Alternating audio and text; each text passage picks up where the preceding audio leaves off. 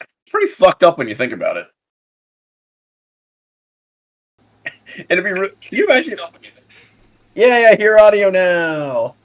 Also, they heard that. They did. Awesome. Keep that in. I am. Seriously, that's amazing.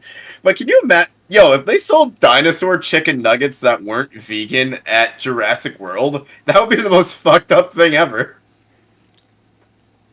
Yes, it Like, would. could you imagine? Because you'd literally be eating the very dinosaurs themselves.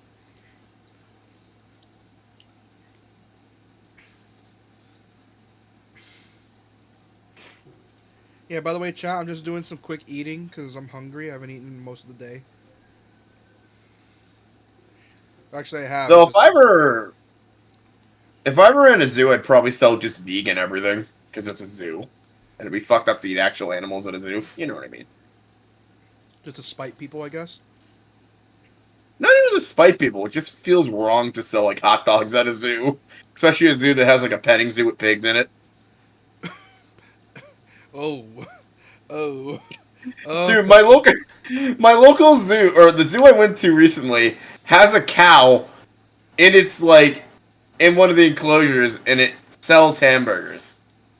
Oh my god. I mean, they're not making hamburgers out of the actual cow, but you know the principle of it.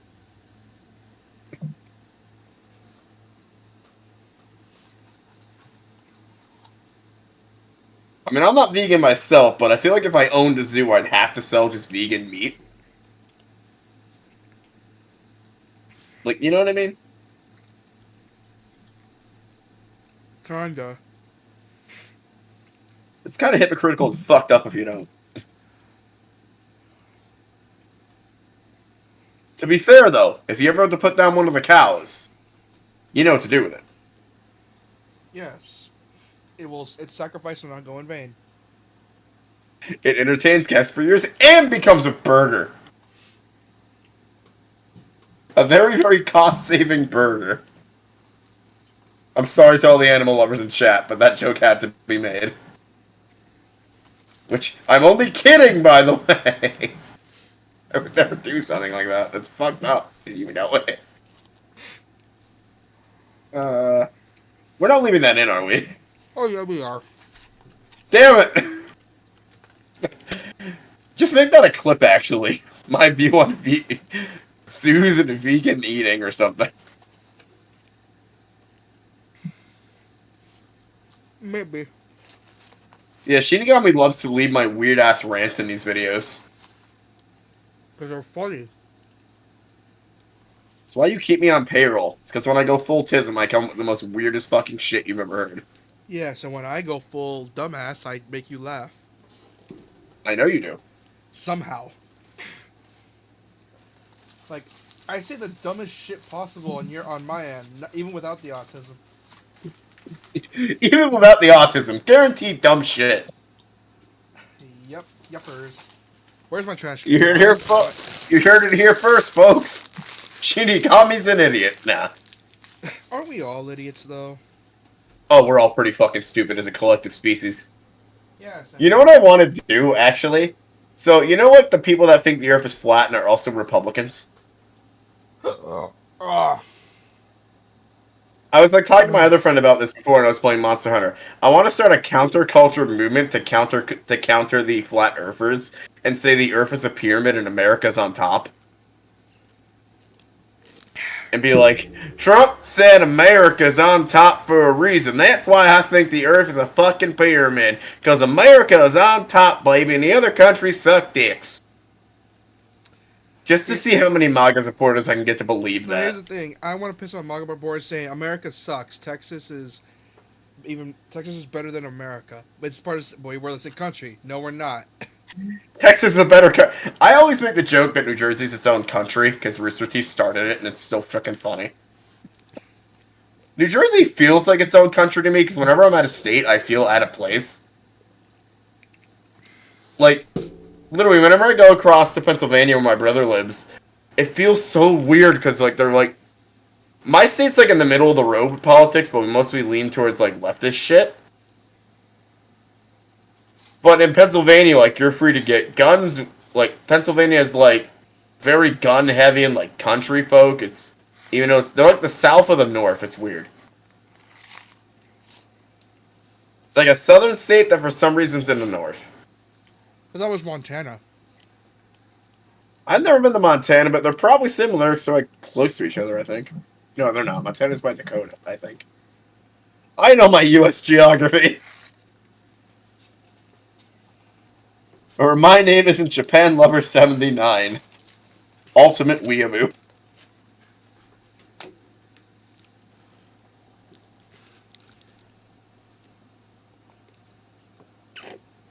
Speaking of Yakuza, we're speaking of Japan.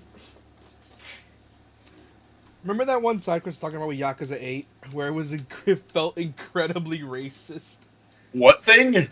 I sent you a thing a couple weeks back about like a certain quest in Yakuza where it's like some guy saw Ichiban and was like, "You want to be on my show?"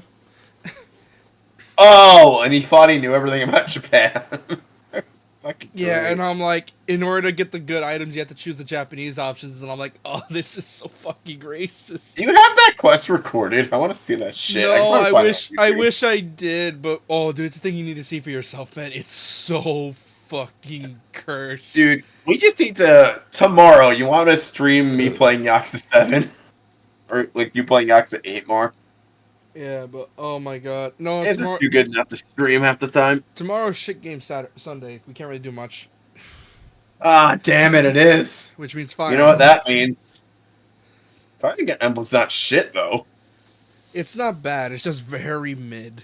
I mean, this version of Fire Emblem we're playing is shit, but it's because it was rushed out the door.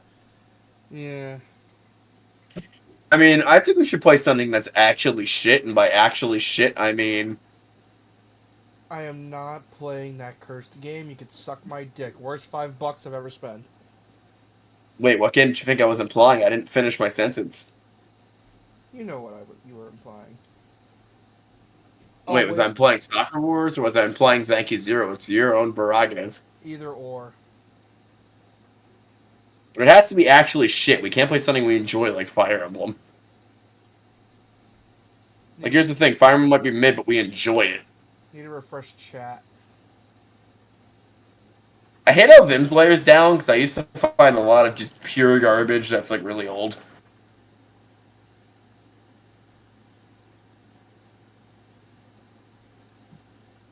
Nah, we can play fucking Fire Emblem tomorrow. I don't care.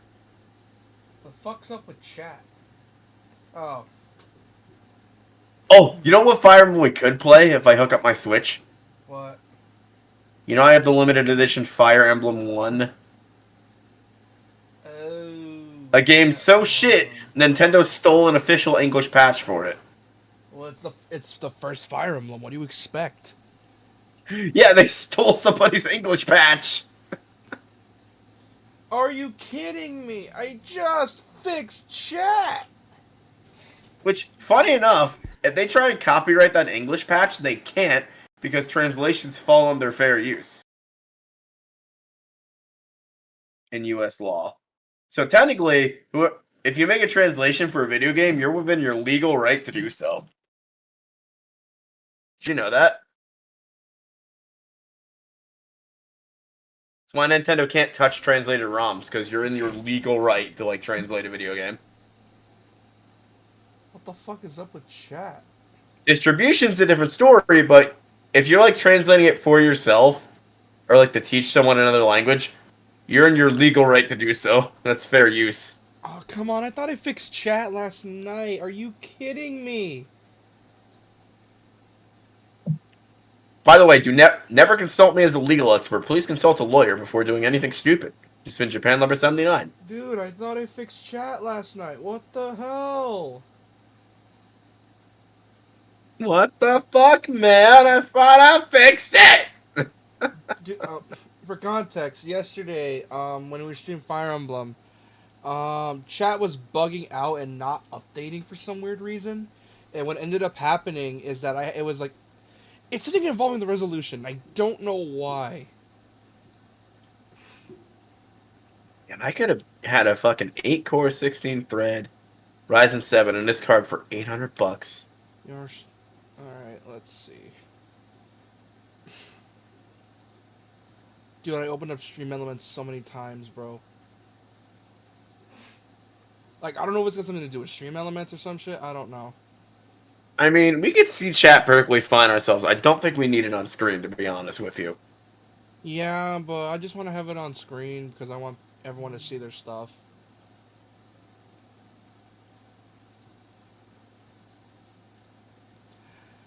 Nope. Chat's just not linked for some reason, and I don't know why.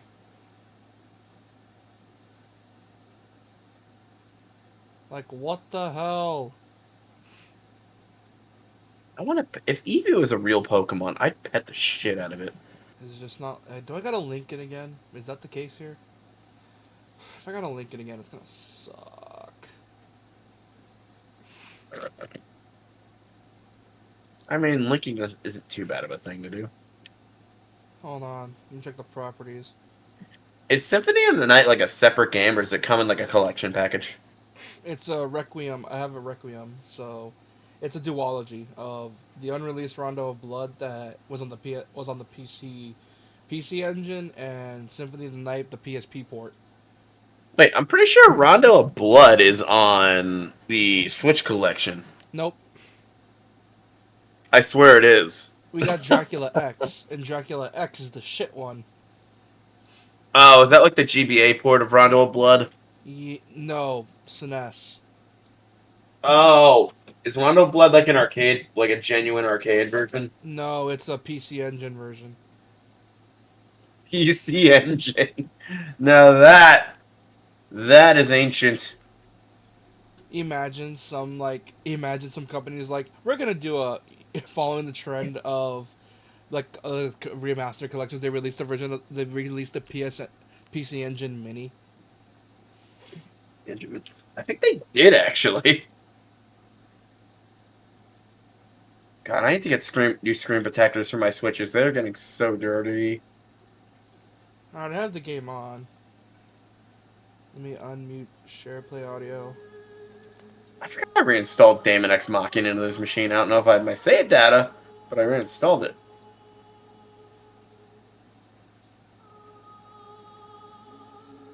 What the hell is up with...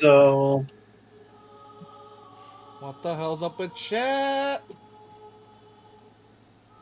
What the fuck is going on with you, motherfuckers? I don't fucking know. Sorry. Oh, man. Funnily enough, the alerts work. It's not chat that works.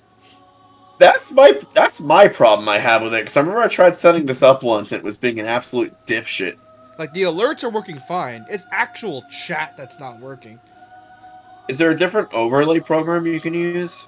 No, because everyone recommends Stream Elements, and the thing is, Stream Elements is considered They recommend it, but it doesn't mean it's gonna work well. No, because Stream Elements is considered the best because there's like a lot of customization you can do with it. The problem is that for some reason OBS has not been playing nice with it. OBS has been playing nice with us for like the last 3 days. Like at all. Like it has not been playing nice with us, and it's pissing me off.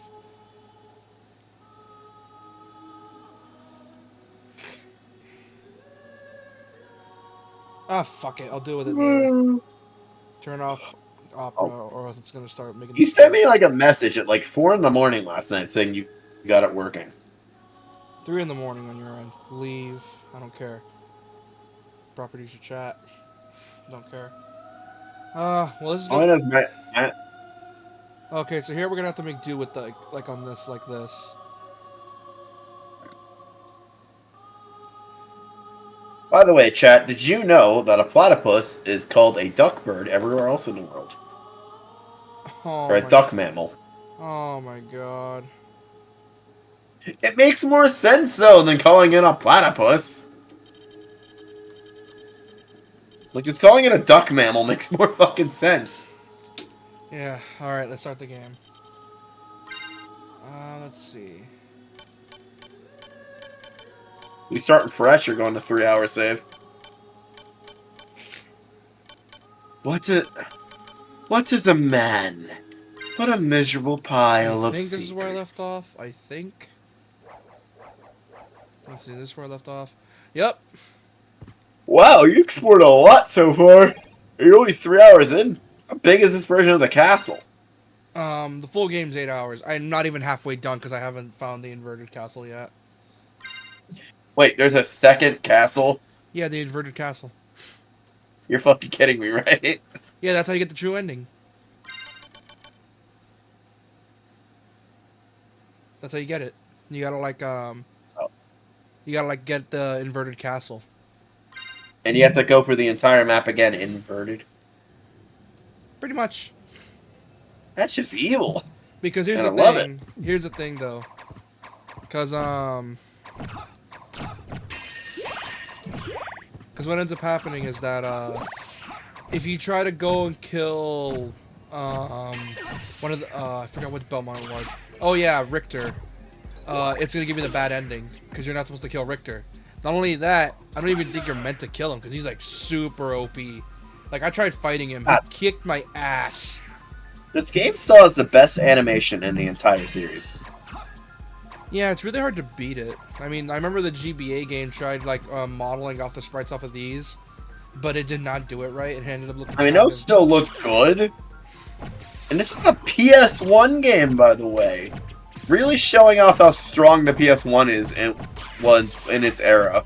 Not really, because there was a lot of sprite games that released for it, but the thing is, though, we were already well past the era of sprites that it didn't really matter. Yeah, but still, the PS1 was still running sprites on a 32-bit operating system and managing to run very primitive 3D on 32-bit as well. Like, it was a very powerful system for its time, despite the N64 being able to do 64-bit. Also, you want to know the thing is that Castlvania Symphony of the Night was a budget title. Was it? It was a and budget. It became the most popular. They weren't expecting it to become the most popular Castlevania game in existence. Yeah, it was meant to be a budget title. Their main focus was Castlevania 64, which, good game, but Pop hard. Oh, it flopped. Like, here's the thing: Castlevania 64 is not even bad. It's just the fact that. Wait, are you calling it good? I heard like it's terrible. I'm not calling it great. I'm just saying it's decent. I want. Like a lot of it. Would... Here's the thing, though. It's that it's different. How do I say that? It's not bad. It's just different. Because usually Castlevania is like very fast-paced type thing. The thing is, though, you know, it'd be Castlevania amazing. 64 requires you to be slow and take a more cautious approach, rather than go full-on speedrun mode. The game. All right, let's say Oh, sorry. The game. Let's say Konami puts me in charge of. I gotcha. Yeah, you gotta take a more. Let's say Konami puts me in charge of like making a new Castlevania game. You know who I'd hire as my talent? Who? The people who made Assassin's Creed Black Flag, and I'd do it in a 3D engine. No. Castlevania doesn't work like that. Literally, the whole premise is that you're in a castle. Yes, you'd still be in a damn castle. So, here's the thing. Here's the problem. If you're doing the same I'm thing not saying you'd be on a boat. I'm saying I would hire them because I still think they're some of the best at making open world games on the planet. I mean, it wouldn't be completely open. You'd have, like, leveled zones and everything, obviously. It's Castlevania. Yeah. Strong versus holy. But I want to make, like, what's essentially an entire fortress. Also, like, think of it as, like, not like scroll. It would be 3D, but you would have, like, a, kind of like a 3D Castlevania done right. Kind of like Lords of Shadows. Oh, dude, I really want a Lords of Shadow remaster. Those games are great. I don't have a copy of that, and I need to find a copy of that. It's on Steam. Yeah, but if I'm going to play that, I want to play it on OG hardware. No, here's that I have right behind me. Why do you want to play it on OG hardware when it's on Steam? Because that's kind of my streaming shtick that I got views for a while back. Dude. Playing old G360 games on OG hardware. Dude, it was released right when the PS4 came out. Or at least Castlevania Lords of Shadow 2. Oh, was it? That shit was released maybe toward the tail end of the 360 lifespan, like 2010. Lords of Shadow 1 was released in 2010. 2 was released in 2014.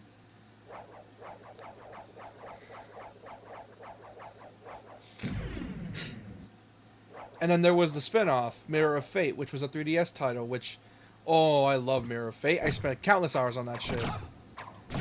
Yeah, I'm saying if they make a new one, if I were to make a new one, like a new style of that, I would get the Assassin's Creed Black Flag people, and I'd make like just a massive fucking fortress, like proper 3D fortress. Yeah. Here's the thing, though. It's that you got to remember, it's also a Metroidvania. They can't just make a giant fortress. They need to make it a Metroidvania as well. Which, Well, clear. You're not hearing me. I would still have like zoned off areas and things like that. here's the thing, though. It's that 3D Metroidvanias are a lot harder to make than you think. Like, it's more than just make a Metroidvania in 3D. It's literally just, okay, we have a 3D space. How are we going to use this? Because it's not like a side-scrolling Metroidvania where it's, like, much easier to figure out the layout. You literally got to make multiple floors, make the environments really big, or at least big enough to like justify having like multiple ways of traversing it. You know what I feel like would work really well, honestly? A roguelike Castlvania. No one's ever really tried it. No, we have enough roguelikes, dude. I do not need another roguelike. You just hate roguelikes with a passion. That's because you haven't played any good ones. I have played good ones. It's just the fact I get No, so you sick haven't. I have. I played Returnal. That's a good one. Returnal, yeah. You have not played fucking Hades. I know Hades is good. I know there's good roguelikes. It's just the problem is that every single time, like, how do I say this? I got PTSD, essentially. Where I would look at games on sale, and it's like, oh, what's this cool game? And it's like, oh, it's a roguelike. Okay. I tried it for once, and I'm like, I got bored for a bit. And then and I see like, oh, this To game's be awesome. fair, I did chomp away at Hades for years, but I still beat it, though. Yeah, and then I'm like, oh, this Right. cool game came out. What is it? And it looks awesome. The gameplay looks fast. It's amazing. It says roguelike. Well, fuck. Says another game. It's like, oh, this game looks amazing. What is it? Oh, it's a roguelike. Fuck! It's like all the good games with really great gameplay are roguelikes. And I'm like, dude, I do not have the time for that. What, you know the 3+ years it took me to beat Hades? I don't give a fuck. Because here's the thing. I'm not kidding, chat. It took me 3 years to chomping at the bit at Hades to finally bite the bullet and beat that bitch. Yeah, it's like, here's Because the once thing. you beat it once, you have to beat it like 5 times, and I just kind of kept putting it down, picking it back up again. Here's the So I problem. finally actually I don't beat like the roguelikes that how do I say this? Essentially, I don't like the ones that that are just using the roguelike idea as a crutch. Because what ends up happening is that because there are so many indie games that rely on being a roguelike that I'm just sick of it now.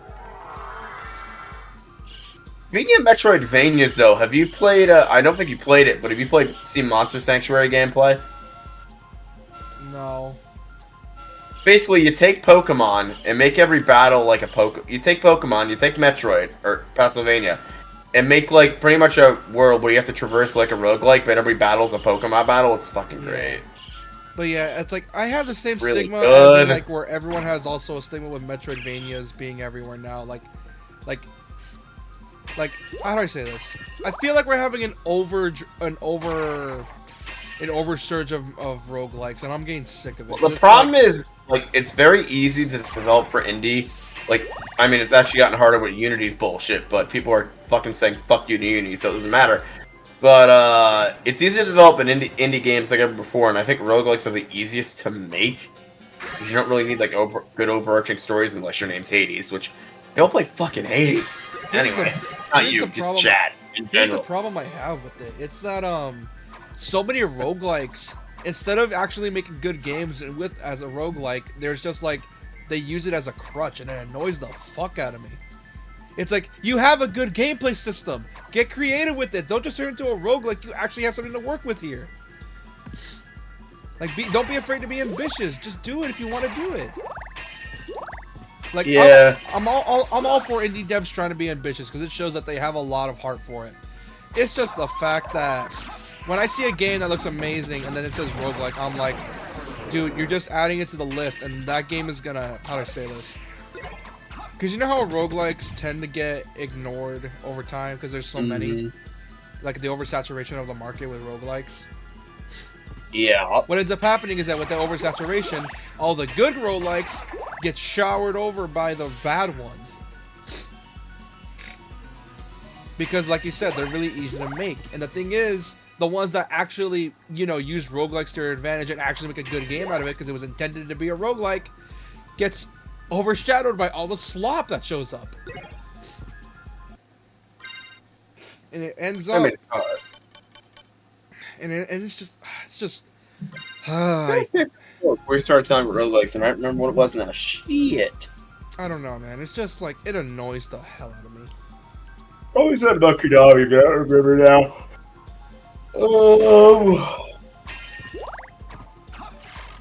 I don't know, man. It's just like... we have too many roguelikes, dude. Do something else. Like, it's... You know what I kind of want to make? Like, I want to make a game, like, similar to Helldivers, but you're in mech suits, and you have to go to the bottom of the ocean to fight, like, alien monsters.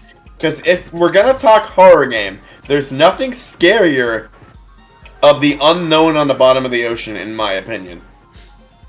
No one ever really...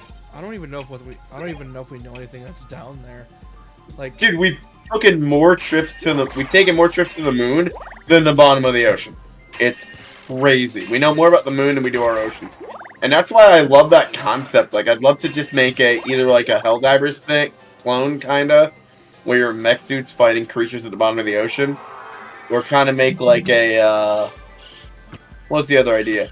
Or make like kind of like, there was an old XCOM spinoff. Or, no, it was the second XCOM. It was XCOM Deep Sea. I'd love to make something similar to that, where like it's a tactical thing where you're constantly dealing with new threats under the ocean. I wish they would remake that one, because it sounds like a cool concept, but they haven't remade it. Like, you think they ever will? Yeah. I would play the original, but the controls for the original have not aged well at all. Also, this is gonna be considered like a bit of a blasphemous, but I think indie devs can do open world games. And you want to know why I think that? You want to know why I think that? Dude, here's the problem: open world games cost millions upon billions of dollars to make. Here's my retort. Look at Yakuza. Yeah, but that's a AA, not an indie game. Yes, but here's the thing. I don't mean like Yakuza as in Yakuza 7 and 8. I mean as in like the size of Kamurocho. I get what you mean by like I feel like an established indie dev can do that, but I don't feel like anyone can do that as their first project. Oh yeah, 100%.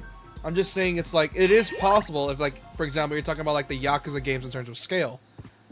Like, in terms of Yakuza. Because those are like... I'd love like a new like good game in the crime genre, like especially the Asian crime genre market. We haven't done any good games besides Sleeping Dogs and Yakuza. More, please. We're actually getting. I found there's apparently already some Indonesian devs already tried dabbling in like a Yakuza fan game, a Yakuza inspired indie game, and I'm like, fuck yeah, what is this? It's like, yeah, you can give me a gun in a crime game all day long, but like, let me kick people's ass with kung fu, please, and rule these streets like it's the 80s. Yeah. Okay. And then I'll be happy all day long. Yeah, it's just the way it is. So I really like Sleeping Dogs, and I love Yakuza 0, because they're just really good at that. And Yakuza 7's pretty good, By the too. way, Chad, there's going to be an endurance stream, which means we're not ending stream until we beat this game. Wait, what? It's an endurance stream. No, I wasn't told about the beating the game part. I was told that we're playing this because it was hard. Well, it's decently challenging at the beginning, but once you get used to it... I guess it's Saturday. We can do it. Yeah, we have time. Don't worry about it. Wow, those are actual nipples on screen. Damn, Sony, you really pushing the limits of 1990s technology and censorship. Nintendo would be appalled. Probably, yeah. Didn't Nintendo censor, like, nipples on statues, weirdly? Yeah, they did. No, here's the thing. I'm of a firm belief that Sony plays favorites. Because they allow games like Witcher to exist. Yet, you know... They don't censor whatever game will make them money. That's the thing. Yeah, and the thing is, for example, Yakuza... Here's the thing, because the fact Yakuza became an established franchise, they're like, fuck it, we're not going to censor it anymore. Which, here's the thing, Yakuza 3 was censored. And they uncensored the remake, I assume? Remaster, yeah. I mean, there was no sex in Yakuza 7 or 8. I know, but there was like some weird fan service shit that got involved. I still love the joke that, like, they're in the bathhouse or whatever the fuck, the prostitution bathhouse, and Namba's like, this isn't soap, it's lube! Funny. Dude, Fucking shit. it's such a stupid fucking What? joke, but it's so funny. It's not, though! I'd probably make that same mistake, though. Well, yeah. Dude, I'd make the mistake. Have you ever, like, put body wash in your hair instead of shampoo? I've made that mistake several times. That's an everyday thing for me. Except I do God, it. how much time have you done that? I do it Actually, here's the difference. I do it intentionally. I mean, here's the thing. It's all soap. Just one's better at, like, cleaning your hair. Yeah. Not only that, I use to wash my hands because of the sole fact that I don't really have. We don't really go for trips on getting like regular hand wash. Mm-hmm. So we don't. It's very rare when we actually buy soap for the sink to actually wash our hands for. We mostly just use whatever we have on hand. Dude, that is like one of my biggest pet peeves when I go into someone's bathroom. I gotta wash my hands and there's no hand soap. I hate it. And they're like, "Hey, where's the soap?" And it's like, "Oh, just use the one from the shower." But I want to use hand soap. I actually never think of that now that I think about it. Oh, No, I hate not having access. I don't care what kind of soap it is. I just hate not having access to soap in general because I Also- like don't want to fucking. believe it or not, this game is 3D. But the thing is, though, it's the way they made it. It's technically a 3D game because look at the skybox. Oh yeah, see it. Yeah, it's like a Mode 7 style thing right there. Yeah, I'm it's pretty sure the PlayStation 1 was only 32-bit, wasn't it? 32 bits. Yeah. Well, the N64 was 64 bits. I don't think it was though. It It was was. still running. It was still running a 32-bit architecture. Which, by the way, I don't know why, but some article pointed this out that apparently, and I'm not joking. Unless it was like really overclocked hardware. No, but like, let me finish. Like, I found this article and it made me laugh out loud. Apparently, someone did the math, and the entirety of Ocarina of Time or Majora's Mask fits on Tubi's ass. How so? Because her ass has more polygons than the entirety of Majora's Mask or Ocarina of Time. Are you fucking kidding me? I'm not joking. That's amazing. Look I it thought up. you meant like they put a memory card in her ass or something and it would fit. Alucard, have you seen Richter? There is a Belmont here. You were right about that. I knew it. Where is he? The one I saw was with the enemy. I like how they kept like the classic audio even though they put new voice acting in. What? Yeah. They tried to That's epic the echoes impossible. of the castle. You're wrong. Or the mimic. That must have been really hard from an editing standpoint. It's hard to make stuff sound older on like modern audio editing. Like even I have to use like a million filters to do it, like when I'm doing audio editing. Yeah, but that's you. Well, for a professional, they could probably get it done in 2 minutes, but I'm just saying. Yeah. Did I miss any areas? Because I think I did. There's some really bad aliasing with that fucking skybox, yo. Oh, 100%. There's some really shitty aliasing. Oh, yeah, that's satisfying. Like you can tell this game did. I'm surprised this didn't come with a VSync setting since it's a remake. No, it's a port. It's a port of the PSP version.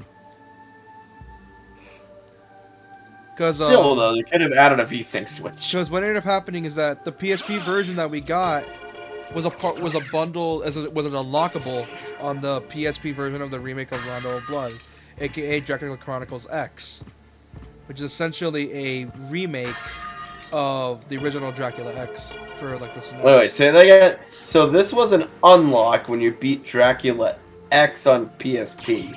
Yeah, it was like it was a remake of Rondo and Blood on PSP, and if you beat it, you essentially unlock Symphony of the Night with the new voice acting and all that. So you didn't have access, and nobody knew that. So you're buying 2 games, and nobody knew that until you beat Rondo of Blood. Essentially, it was a 2-for-1, yeah, but the thing is, fans didn't realize that because they thought it was just another Castlevania. In reality, Dude, I'm terrible was- at Dracula X. I would have never been able to play Symphony of the Night. in reality, if you beat it, you unlock one of the greatest Castlevania games of all time, and That is bullshit, because I am terrible at dude, fucking Dracula X/Rondo of Blood is like so arcadey it hurts to play. So I'm like Hey. fucking terrible at it. Hey, you gotta earn it. That's the thing. You want to play the best Castlevania of all time? Earn it. You gotta fucking earn it. And I'd say Konami did good with that because it's like Castlevania has always been a hard series in general. There's no denying that. So the fact you can play one of the best after beating that game is just a bit of the. It's a better reward essentially, where it's like not only did you get a rewarding feeling for beating one of the more harder Castlevanias, you also unlock one of the best Castlevanias. So it's much more satisfying to beat the game.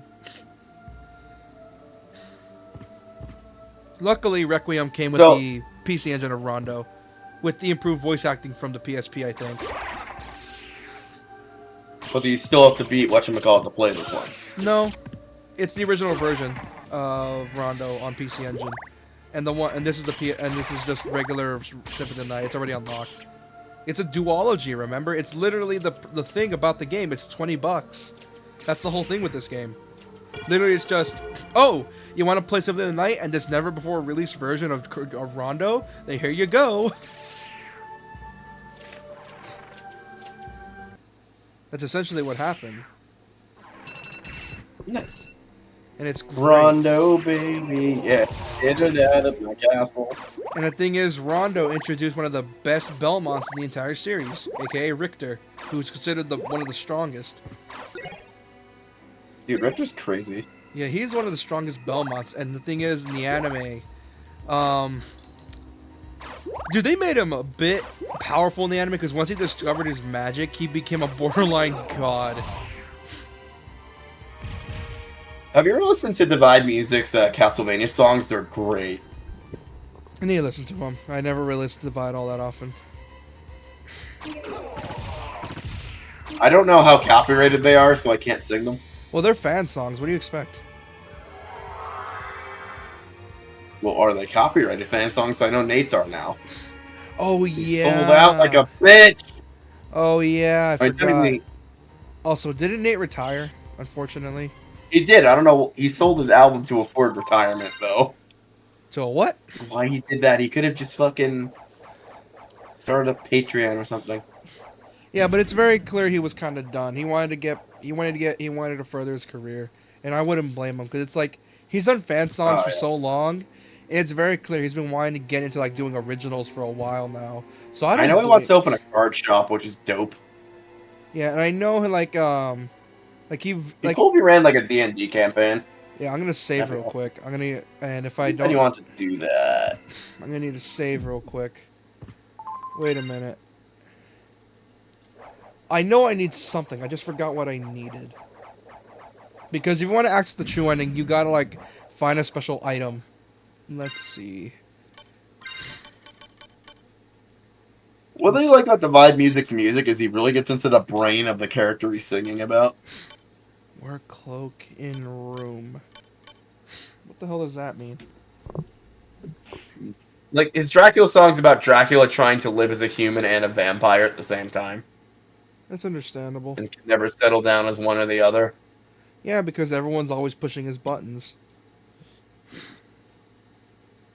But tell me, what is a man but a miserable pile of secrets?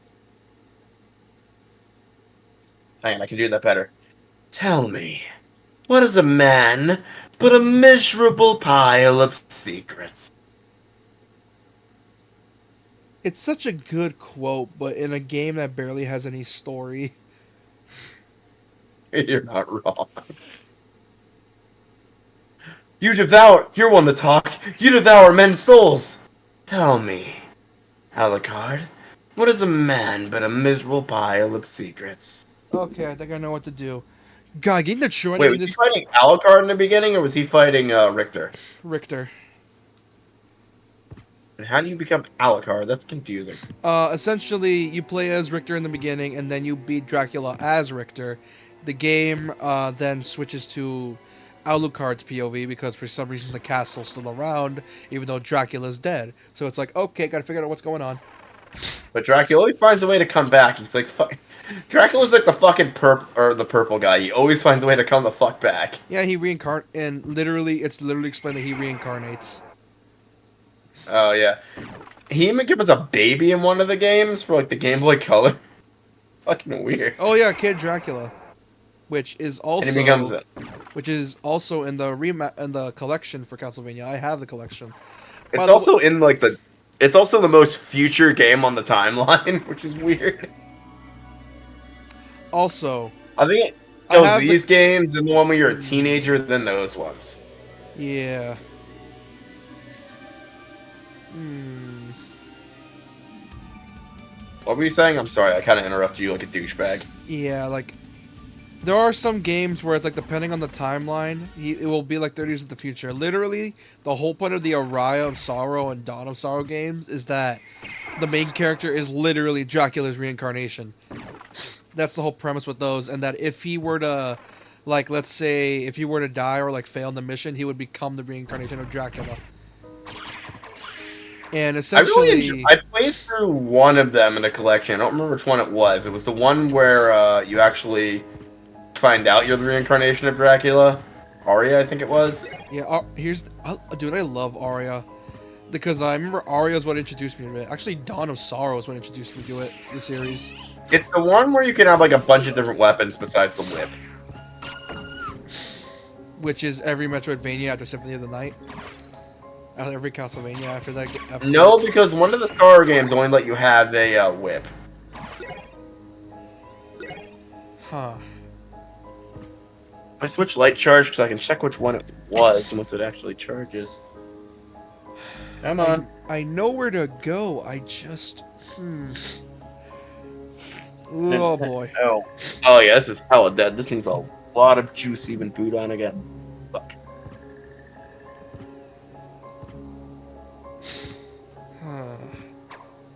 God, Dracula really likes naked statues of women.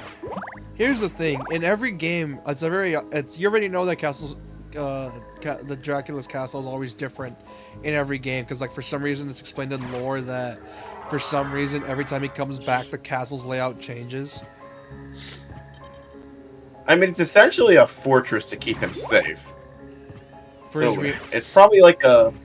If you think about Dracula, alright, so I'm seeing Dracula like this. He's more or less a. He's technically an evolving. He technically evolves every time he comes back, like an animal would from like Darling's Fury of Evolution. Therefore, his castle changes to keep him safe because the castle's the actual evolution. Yeah. And Alucard, his Is that a own weird son, analogy for that? and Alucard, his own son, tries to stop him in every single turn and helping out the Belmonts whenever he can. I feel like that's a weird analogy, but it makes sense, right? Yeah, kinda. His castle's essentially acting as armor and evolving every time he comes back. Yeah. I mean, that's how evolution works. Pretty much the theory of evolution states if an animal doesn't evolve with a certain trait that they need, they will die out, and the ones with that trait will live on, which is essentially how this castle's working. What the fuck does this do? Wish I was a baller. It could Get you an achievement, apparently. It makes Alucard a bit taller, apparently. And I just doxed my name. Fuck! Yay! I don't even know your real name. You probably told me, but because of my short-term brain ass, I forgot. Well, fuck. Now you guys know my real name now. I still don't. Go back a bit. I'm not kidding, Chad. He told me, and I forgot. Yeah, go back a bit on the stream. You'll see it.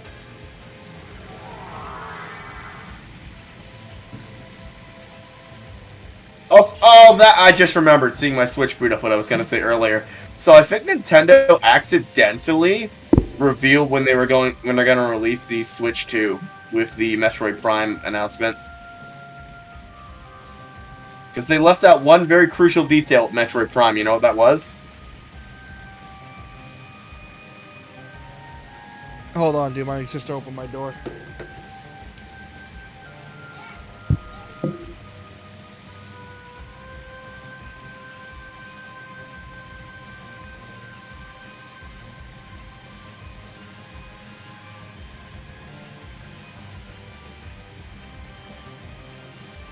I'm back. My sister was just asking for glue, but I don't have Anyway, as I any. was saying, they left out one crucial detail with the announcement of Metroid Prime, and the last time they did this was when they announced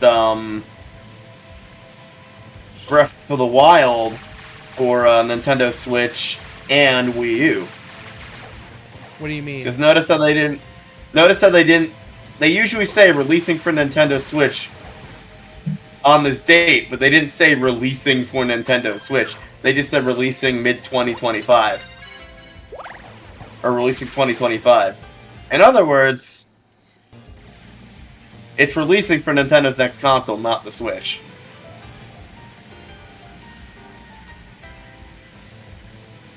Huh.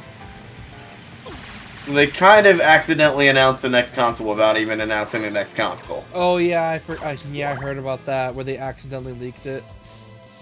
Well, they straight up said it there with Metroid Prime by not saying it's for Nintendo Switch.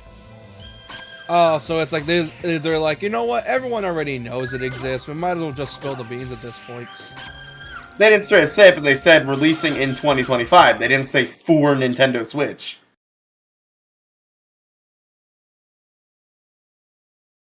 Hold on, I'll be right back. You there, dude?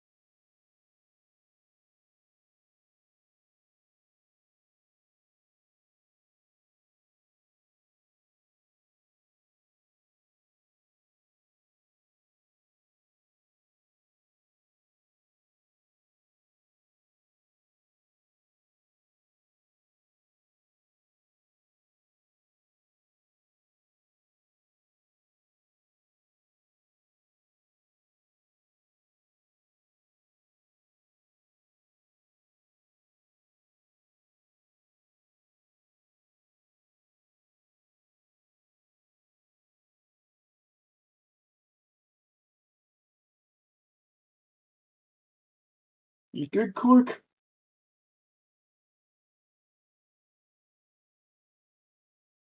I don't want to be an American idiot. Do swell and hacking nuts.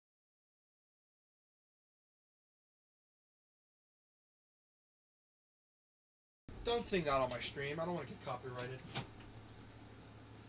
I sung one lyric of it. You're not going to get a strike for that. You realize how strict they are, right? People have been striked for work for so much less.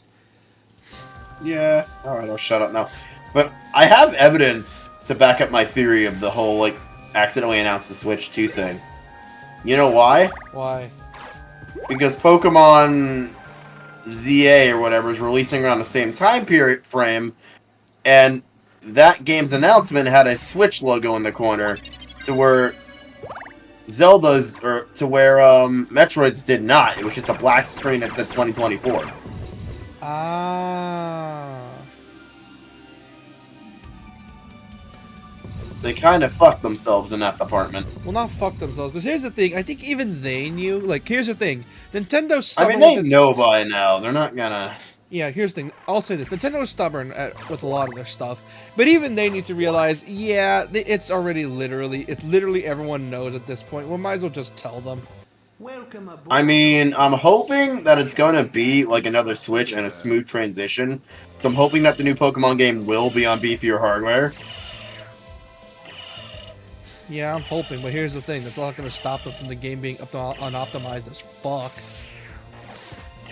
I mean, if they're developing for said hardware, it should be fine.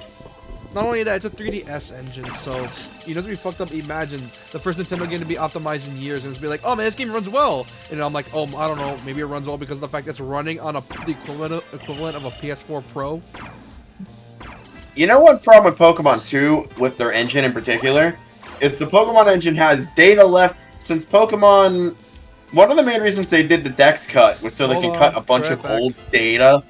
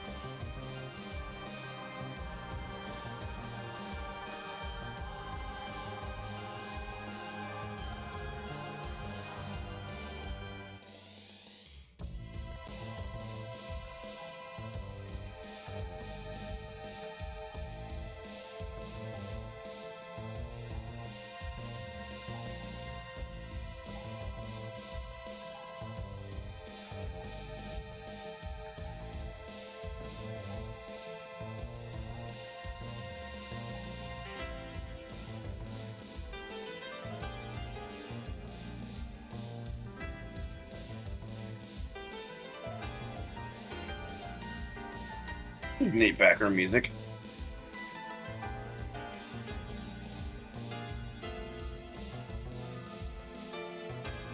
Waiting on Shinigami. What are you doing?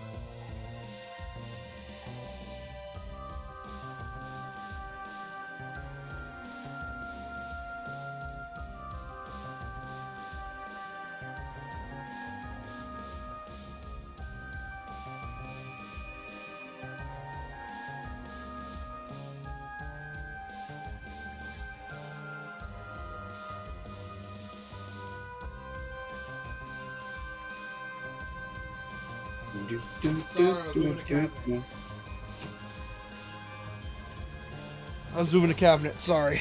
Oh, anyway, as I was saying, so in Gen 7, and one of the main reasons they did the Dex cut was so they could cut a bunch of old files that have been holding the engine down since like the GBA days, because it made Gen 7 lag like a bitch, or it made Gen 6 lag like a bitch, and Gen 7 ran perfectly because they did that.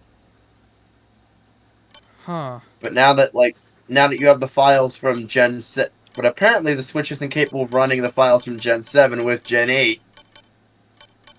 And it's causing issues again. They need to make they need to cut everything and just make a straight up new engine. Yeah. That might be why this new one's gonna take till 2026 or 2025. They'll need to make it.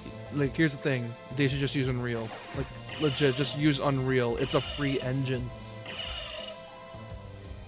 Like Unreal, Switch don't not really like Unity. Unreal that much. Not Unity, because Unity will leech from the Pokemon Company if they try to. Yeah, but fuck Unity. Unity's shit. But anyway, Yeah, like Unity, like I get it's a good engine, but here's the thing: it's like it's much more difficult to use. It's why Unreal's a bit more popular to use, despite the price percentages things being a bit scuffed. I mean, I'm hoping since it said Switch on the reveal of ZA that it also means Switch Pro. So it said family of Switch systems, though. Yeah. Where was the Like, fucking clock? A lot of people are saying, oh, this next thing is going to be Nintendo's next gen of hardware. I don't think it is. I think it's just going to be essentially a mid-generation refresh for the Switch. Yeah. I think that's stronger than the light. Hold on, do some Google search.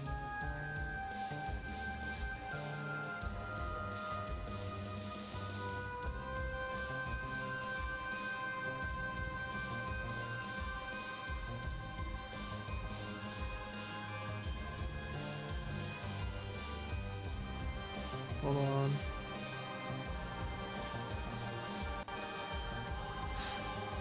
Where's the room, god damn it? I have the map.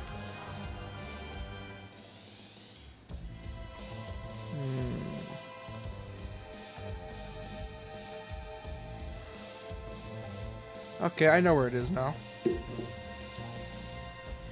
Just need a reminder. Alright. Yeah. Also, one of my favorite things from the Castlevania anime is the art style change. Because I noticed that in Nocturne, they tried going for a much more anime style. Because, yeah, Nocturne looks amazing. Like, the art is amazing. Oh, it does look amazing.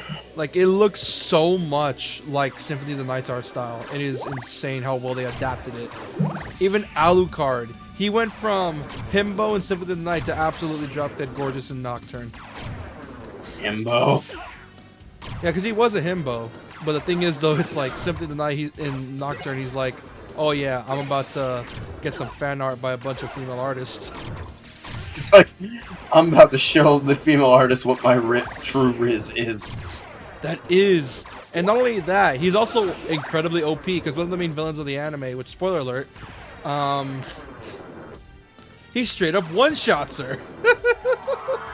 I'm about to give so many female artists an orgasm just by them looking at my face. Yeah, look at Richter, look at Alucard from Nocturne. Like, let's do a quick Google search real quick.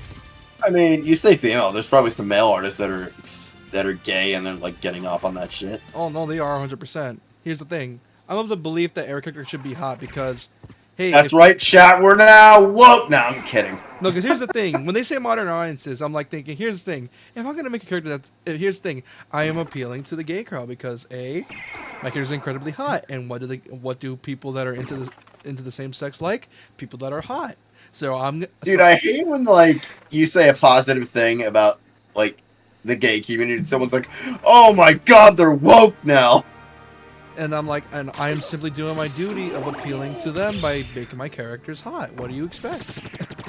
It's like, hey, if I draw a hot character, I don't care what sex is looking at it, as long as they find my character hot. That's essentially what it is. Like, I am of the belief that if you make a character so hot that it makes women gush and men question their sexuality, I'm like, yep, that character's hot. Dude, I saw a character when I was playing fucking, I think it was the blacksmith when I was playing Rune Factory 4, and I'm like, or 3, it was one of them, and I'm like, am I gay? I'm like, I think I want to like sleep with this man. What the fuck is wrong with me? That's how you know the character designer did their job. I'm like, yes. Yeah, it's a character designer. Like, I know I'm not gay, but wow, impressive. If I was, yes, I would. Like, I would 100% do that. See, I feel like I could be in like a I feel like I can be in a non-sexual relationship with a man, but like, if it gets sexual, I'm like, I'm out. What about you? I don't know. I think that's just what being bi-curious is. I have no idea. Yeah, he's bi-curious. Bi-curious. Gay crowd, teach me things! I don't know! Yeah.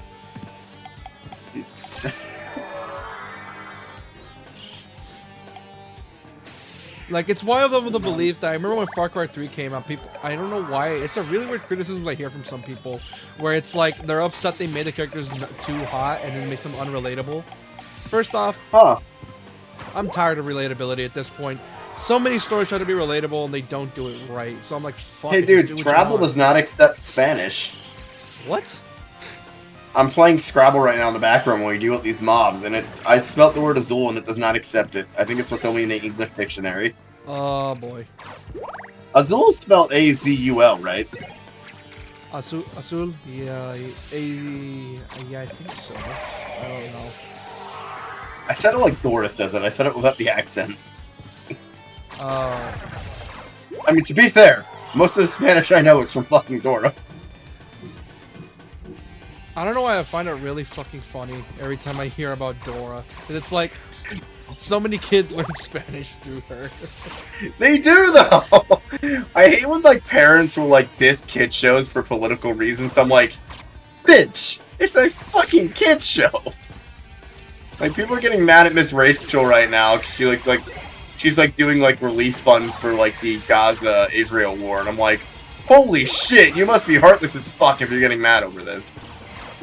I don't want to get involved in that type of stuff. It just gets really annoying. I know, I'm just saying in general. I'm gonna cut the topic, but wow! Oh, this section is incredibly annoying, by the way.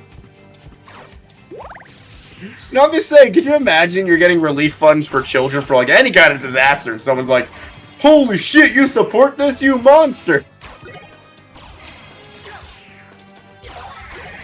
Like, who's the real monster in that situation?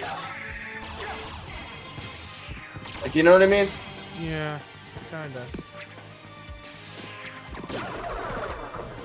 Oh, this part was a pain in the ass for me. Nowadays, I'm like, they're barely doing any damage to me.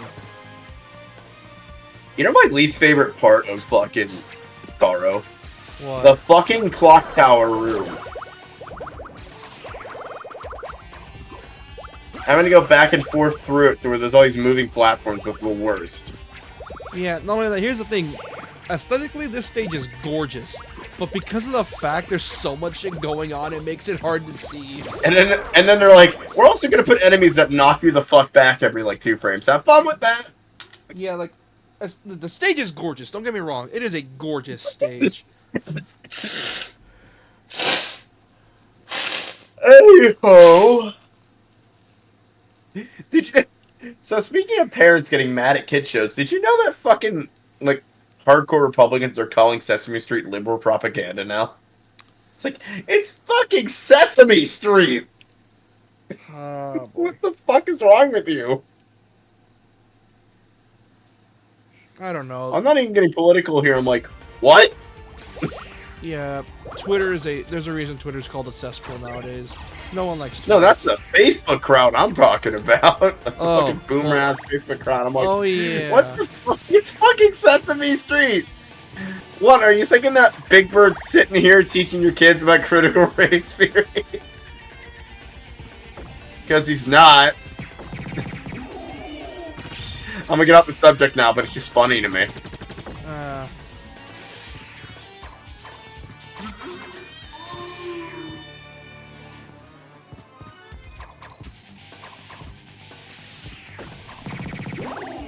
I wonder who's going to be on tonight to watch this stream. It's going to be like going on for a hot minute.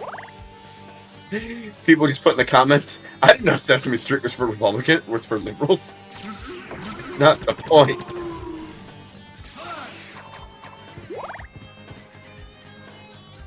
Case in point, keep politics out of kid shows. Or, like, keep your political views away from the shows your kids watch. Just let them watch kid shows, for fuck's sakes. You know what I mean? Yeah. I'm trying to find something. I don't know where it is. That is literally all I'm trying to say with this conversation, because it's, like, fucking stupid otherwise. The thing is, people nowadays just need to be a reason to be mad. That's just the sake of it. That's just the gist of it. And if you are, like, controlling what your kids watch because of your political bias, like, that's fucking stupid. Like, you should not be a parent. Like, holy shit. Yeah, but at the same time, parents that only use their kids for reputation shouldn't be parents. But here they are. They're parents. Yep. I mean, why do you think why do you think there's like the really fucked up stereotype that Asian parents abuse their kids with piano lessons or some shit, or like they're really strict? I know we're definitely gonna get comments being like, "You said it yourself. You're not even a parent. What right do you have to say about this?" That's right. I am not a parent. I don't want to be a parent. World's fucking scary. Yes. Divorce I'm payment. perfectly fine with having nieces and nephews. You know why? You can give them back. Yes, and I don't want to deal with divorce papers or the alimony or any of that shit or child support. Oh, I wouldn't mind having a wife. I just don't want to be a parent right now. Keyword right now. Wait till the world calms the fuck down a little bit. Yeah, because everyone's just kind of angry at this point. And wait till childcare becomes affordable again, because holy shit, dude. There's like, around me, there's like, I'm not trying to get political, I'm just saying this. There's like a freaking wait list for daycares, dude. Isn't that nuts? I hate the fact that you're right. Oh, is it like that around you too? No, but here's the thing though. It's like You ever heard the people that bitch about the fact that, how do I say this? Is that people don't raise their kids anymore? The iPad raises their kids. Yeah, but here's the thing with that. If you can't get childcare, you're going to get tired and you're going to want to put your kid in front of a screen because you want to take a break. And unfortunately, you're going to be doing it more often, until you realize that you're not even raising your kid anymore. You just, the iPad is. I heard an interesting argument with that the other day, actually. It's like, they were saying, like, wow, that is a brutal death. Holy shit. It's metal, I love it. Anyway. They were saying, like, why'd you have kids? You're just gonna put them in front of the screen. I'm like, it's not their fault a lot of the time. Like, what I've been doing with my baby niece, so my mom kind of, like, puts her in front of an iPad a lot, and I don't like that. I've been, like, when I babysit her out, I will essentially go till my limits. Yeah, I know. Like, I won't just have her in front of the screen the whole time, you know what I mean? Yeah, I know the feeling. Recently, my sisters have been trying to watch me game every now and then, and I'm like, yes, join the gaming brain rot with me. Join the brain rot. Join the nerd community. We have Spider-Man. Yes. And I think it worked, because my sister loves Kirby. He doesn't love Kirby. The man's a monster. The fact that he can feasibly beat Majin Buu, who can just genocide the entire planet, is kind of terrifying. And it makes sense lore-wise, because Kirby fights Cthulhu-like beings on a daily basis. I mean, I still think Majin Buu, if he were to use that genocide attack, would have a fair shot, at least. I mean, I know it's based on percentages, like how many times would he win in this fight, yada yada yada, if he like ran into multiple times. I still think it would be like maybe 51 to 50% because, or 49 to 51% because that genocide beam he has is strong as dicks. The problem is Kirby's stronger. The problem is Kirby's stupid durability. Yeah, that man could take Kamehameha Blast, dude. He literally tanked a He can laser also blast. fry a fucking godlike being in the sun if he feels like it. Yes, it is crazy. Disturbing, isn't it?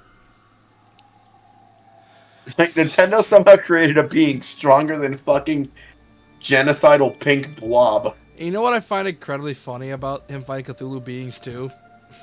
Yeah. The dev straight up says he loves Cthulhu. I mean, you gotta think too. The dev of Kirby always makes apocalyptic universes whenever Earth is depicted. Yeah, it's been like this since You the gotta 90s. wonder if it's canon that either the Kerbites or whatever the fuck his race of people is called, like, genocided Earth, or we fucked ourselves. Probably fucked ourselves, because literally the entire premise of... I mean, there's probably an answer in the new one. Yeah, Forbidden Land. Literally, the Earth you go to is literally just an abandoned Earth. Hold on, be right back. Kirby. Rated E for everyone. Kirby. The apocalypse will be rated E for everyone. Is the new one rated E? Hang on. Actually, I'm gonna do one of my favorite things and look up the common sense reviews for it, because these fucking Karens that write these things are fun. And by fun, I mean leave the most ridiculous reviews ever. Oh, that's interesting.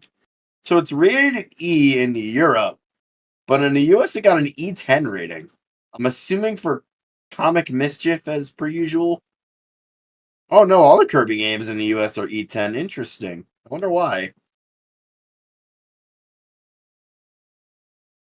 I'm assuming comic mischief.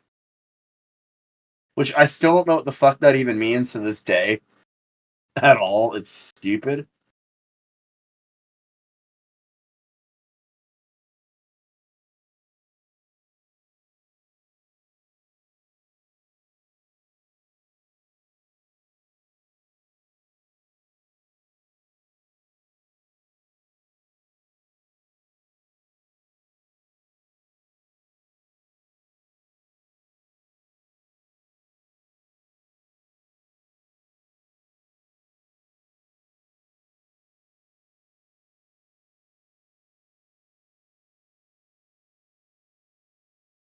Man, my ears itchy. Fuck.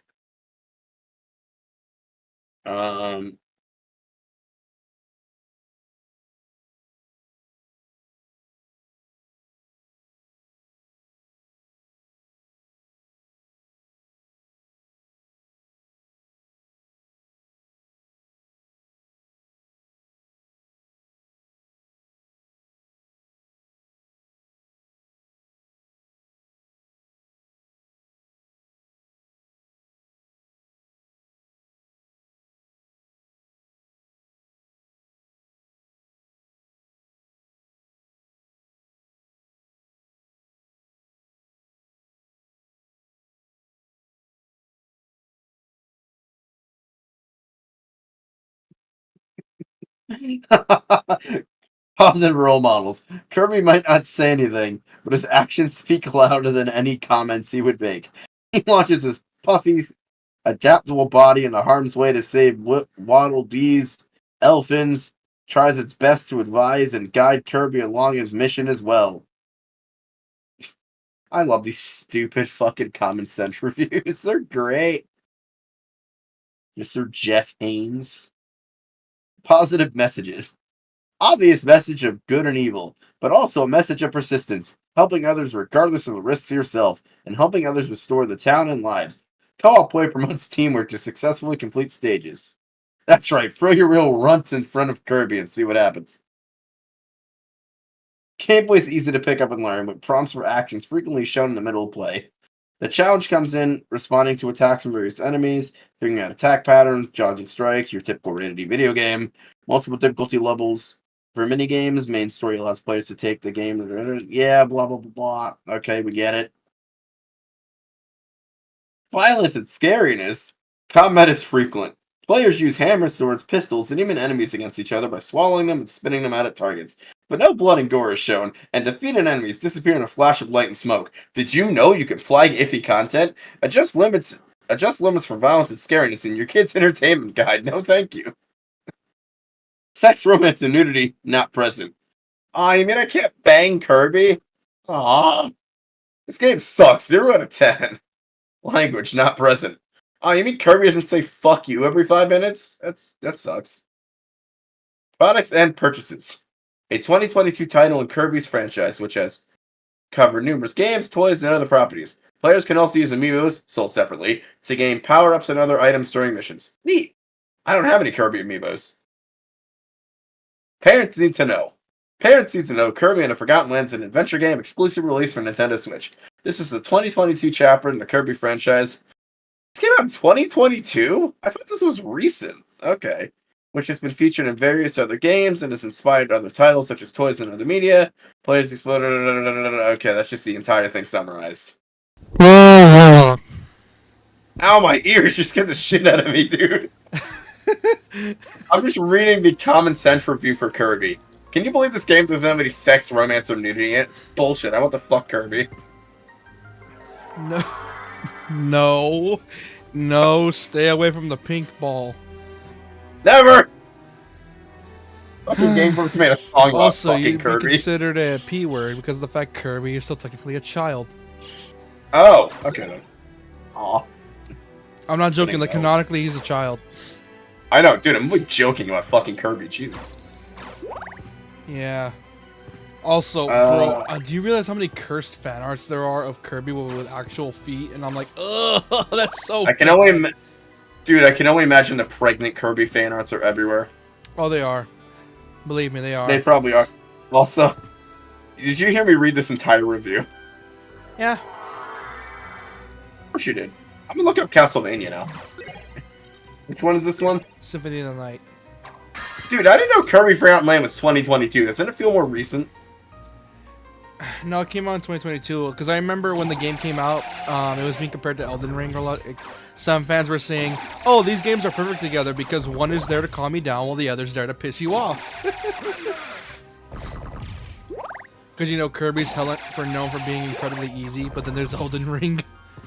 That's why they included it with Rondo of Blood. It's a direct sequel. Yeah. Also, it's not what I was looking up. Thing. I'm lost. Hold on. Because I need this very specific item.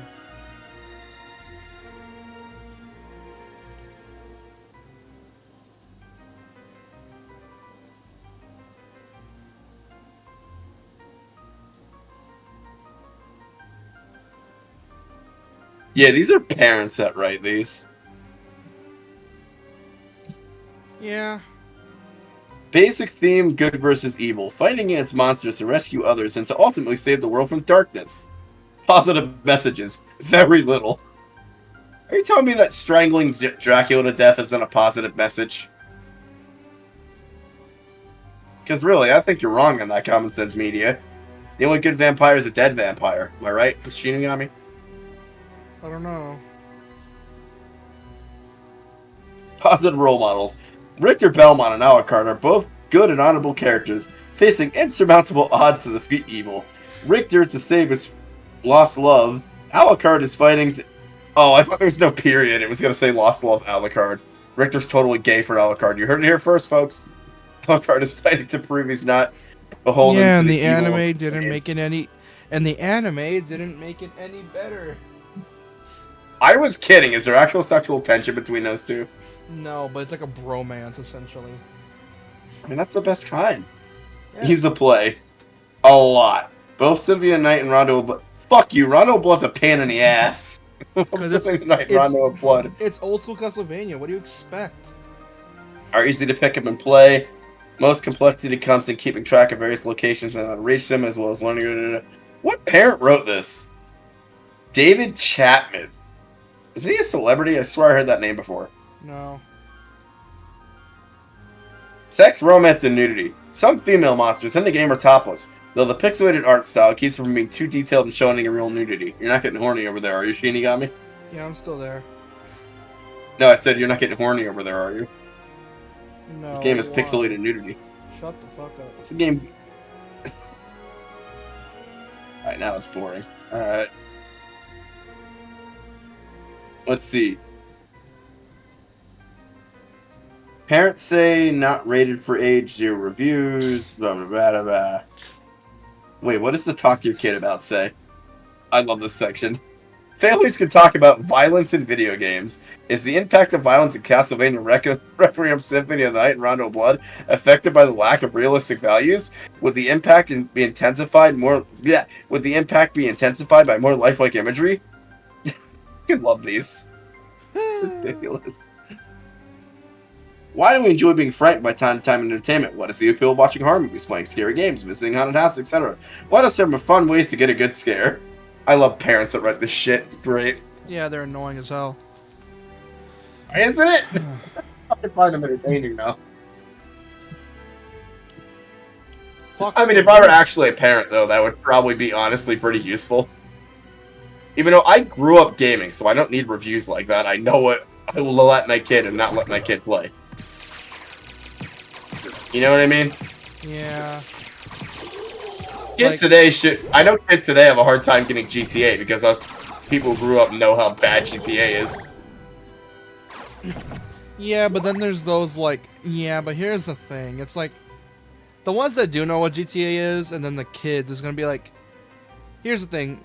I feel like Oh, Cork, could you stop digging into my legs? Ah. I feel like an era we haven't left yet is kids wanting to prove they're cool by having this game. Like, for example, every kid needing to get new Call of Duty because, oh, it's all mature and shit. It's not much shit, even though COD's like becoming bloodier by the year, or bloodless, more bloodless by the year. Same with Halo. Wasn't 2019 the only one currently that felt controversial because of the fact that it had, like, you know, a much more realistic look at war Which one? than you caught on MW 2019? I don't know. I haven't played it. I played 2 and 3. I have. Played... No. Here we go.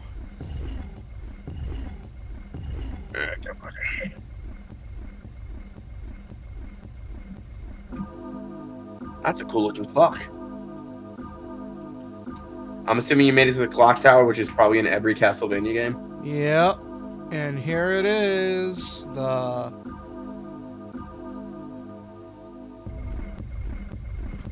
not gonna lie, I'm Castlevania. assuming. Not gonna lie, a Castlevania horror game would go hard. Let's just describe the horror game by most parents for some dumb reason. I wonder why.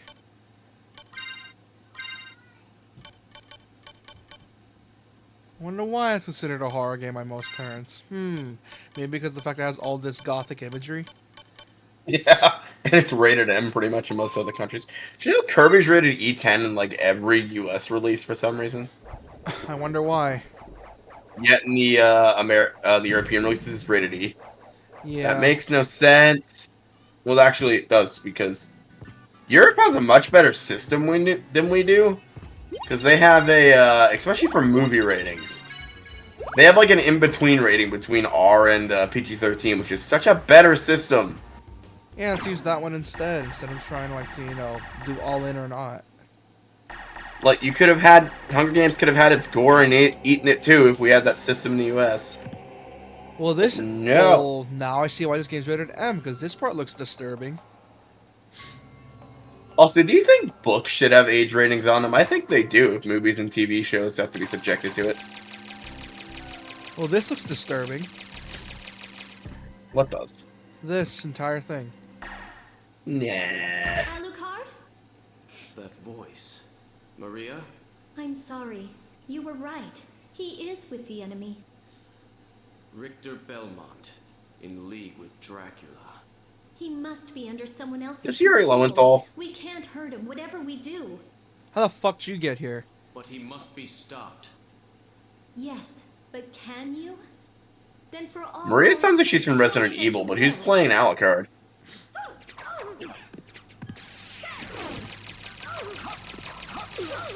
Oh, you're fighting Maria? Oh, she has her skill set from Rondo. Nice. Wait, what is Maria? She's essentially like some sort of ultra mage. And why are you fighting her again? To prove myself that I can beat Richter. Oh, shit! Here. Oh, so you're almost at the end of the game, I assume? No, I'm at the halfway point, actually.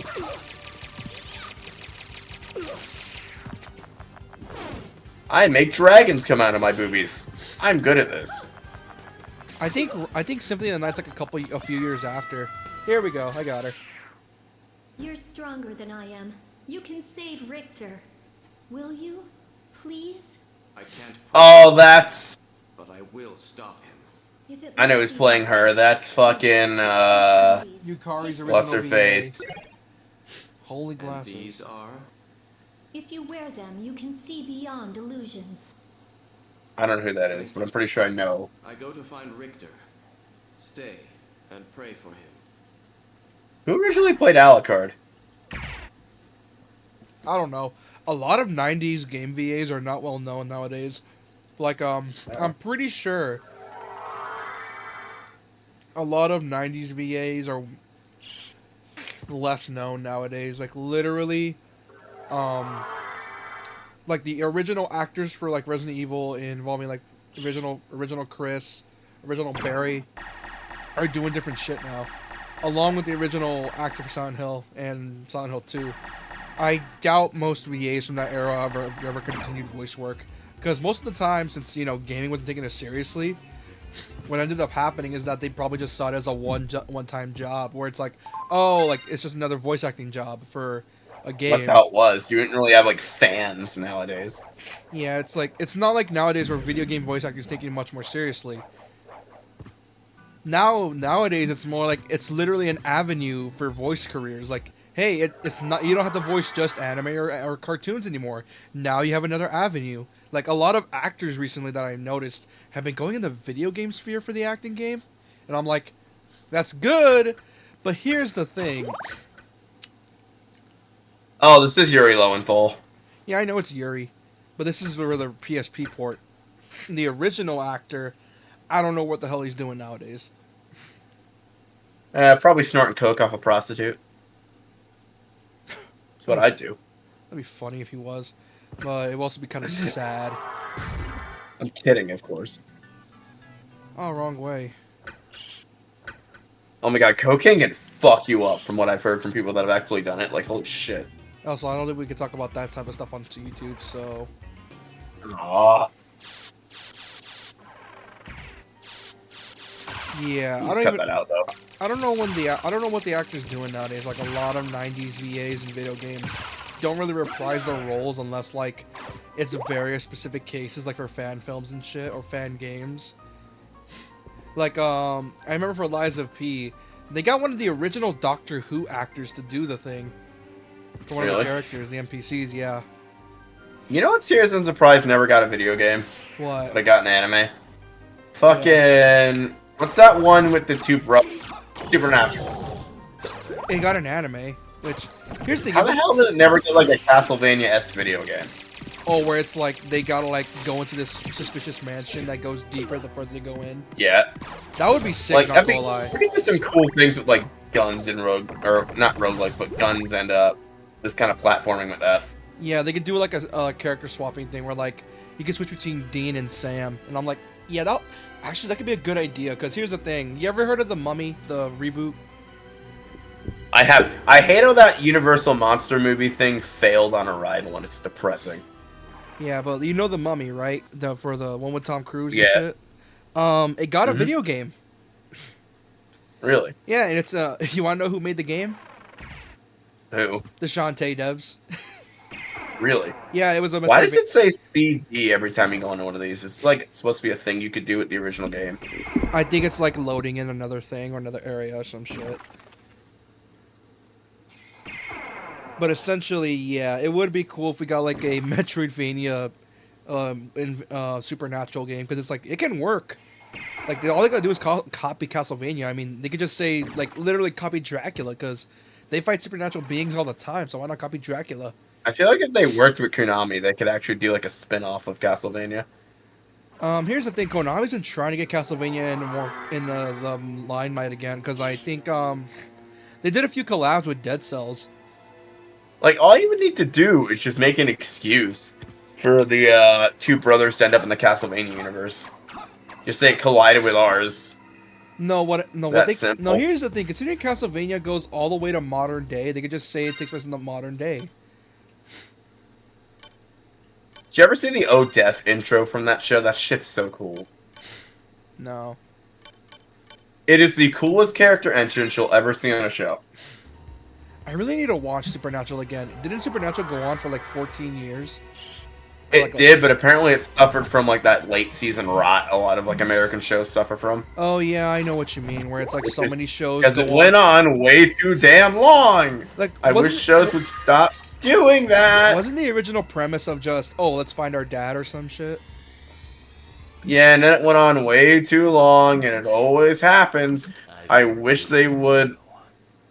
Like, shows don't know when to end when they're like a US show. Because they want to milk it for as much as they can. Didn't they collab with Scooby Doo at some point? One chance for each bell. I think they did. And then we're finished. I don't know if I think the anime is better than the like actual show because it knows when to end itself. You have lost your way. So be it, vampire hunter. Let your battle begin with me. Ah, there it is, that little fucker. There we go. There, that's my name. Yeah, I'm gonna send you a video. This shit's awesome. Oh my god, this guy's name is Shaft. That's amazing.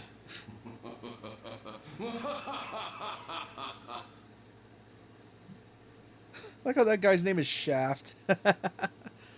I'm immature. Was that a flashback you were watching? No, it was a cutscene. Here it is! You never seen the inverted castle, right? Well, here it is. Watch this. See, I assume you've reached the halfway mark of the game. Yep. And we're only like an hour in. That's impressive.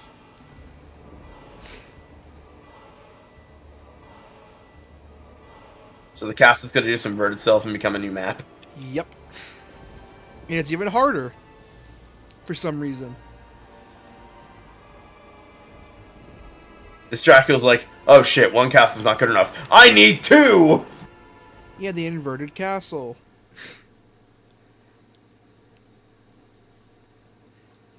No! What have I done? You saved Sucked my it up. card. Thank you so much. Alucard? The Alucard? You can't be.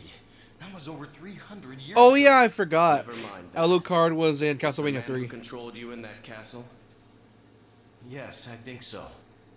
Maria, take Richter. Well, he's and part Richter. vampire, so he's like immortal, I'll right? finish this. Yeah. All right. Good luck. Like he is a Alright, I'm gonna very old send- vampire. You this. This shit's awesome. Oh, so that's how you get there. Oh shit, it's in the sky. Wait, what the fuck? Yeah, it is in the sky. Look at the The moon. sky's now upside No, down. wait, no, I think look at the moon. Did you ever beat Symphony the other night? Nope.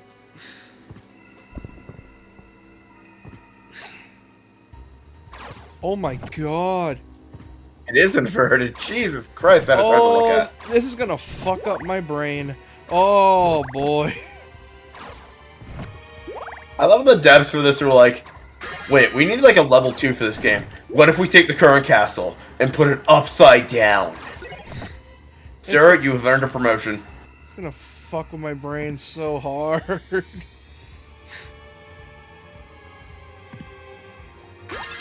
It's just a regular castle upside down. I didn't even know this was a thing in this game. Royal cloak. What the hell is that? Gorgeous blue cape. Okay, I'm equipping that.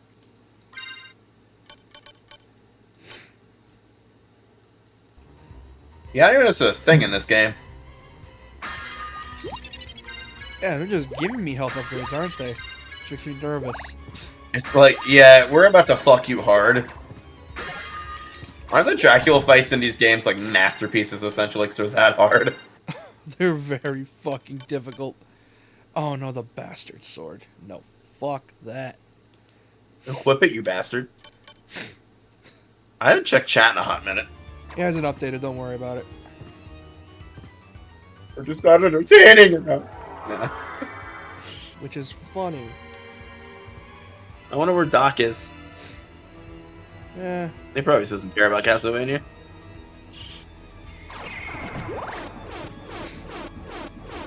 Whoa! What the f... This is hurting my brain so hard. I didn't see that. I saw that like on the actor thing for the stream. Bro, my brain Oh, who is... gave the chat a like? Was that you who gave the stream a like? 'Cause that wasn't me. That wasn't me.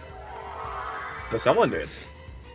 Bro, this thing is hurting. Oh, look, see, that's parts 3D, look.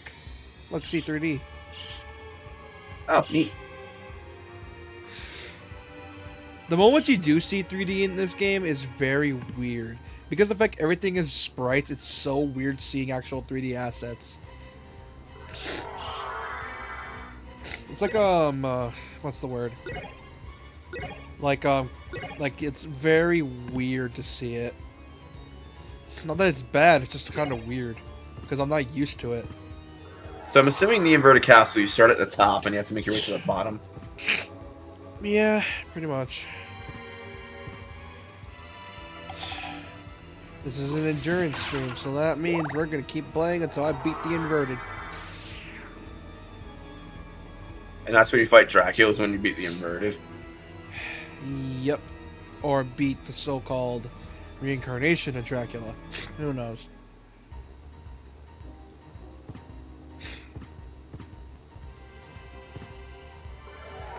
I wonder if we'll ever get Dawn of Sorrow remakes or... I doubt we'll get a Symphony of the Night remake because I know for the fact that even Konami doesn't want to touch that because they're afraid of breaking it. They know they'll piss off fans more than enough. You're afraid of breaking it. I mean, Konami's very good at breaking things. I mean, the 2011 version of Yu-Gi-Oh! Was a very good showing of that. It's very clear they want to try to get back their rep. But they gotta work really hard for that. It's gonna take more than just two really good remakes, and that's it. Like, that thing literally was so bad, it bricked people's DSs because the processor couldn't handle it. Was it that, like, heavy, or was that graphically heavy, or was it just not optimized well? It's not that it was graphically heavy, it was that the processors of people's DSs couldn't handle modern Yu-Gi-Oh! Combos. Oh, what the fuck are you? Like, there were too many effects going off, and it was bricking people's DSs and cartridges. Ow! It's like, oof. It's why finding over the Nexus is very difficult. And why it's the rarest Yu-Gi-Oh! Game of all Yu-Gi-Oh! Games. Neato. There we go.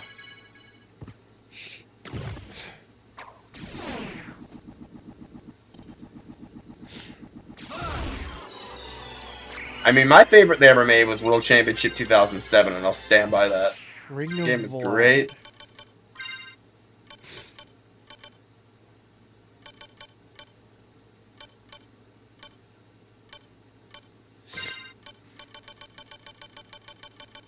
What the hell's the Ring of Vlad? The Ring of Vladimir Tepes. I don't know. Is it a relic?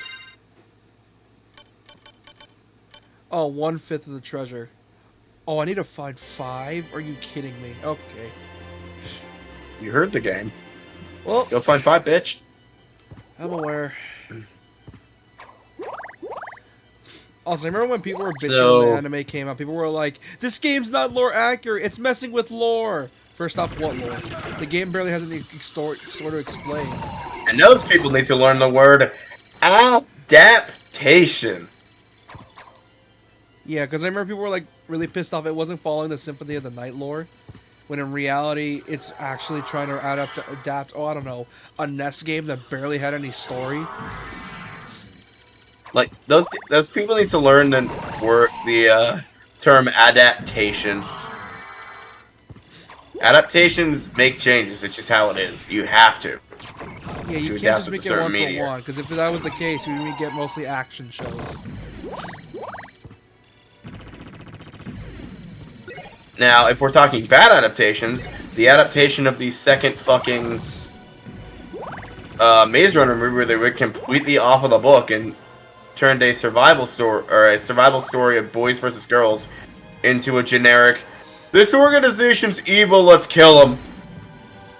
Now that annoyed me. I think the actor's doing some new things, and he's doing decently well for himself. What actor? The main character for Maze Runner. Because he does some good shit. Oh no, dude, he was great in the first. He was great in those movies. I just didn't like the adaptations of those books. Like I read these. I mean, my mistake was reading the second and third book afterwards, and I'm glad I did. 'Cause they're really good. Yeah.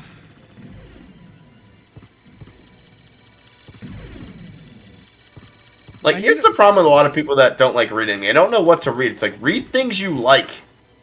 Don't, like, go reading, like, classic literature if you don't like classic literature. It's a big mistake people make. Maze Runner movies were there? There was the first one, then the Scorch, and then another one? Which one was it? Yeah, there were 3.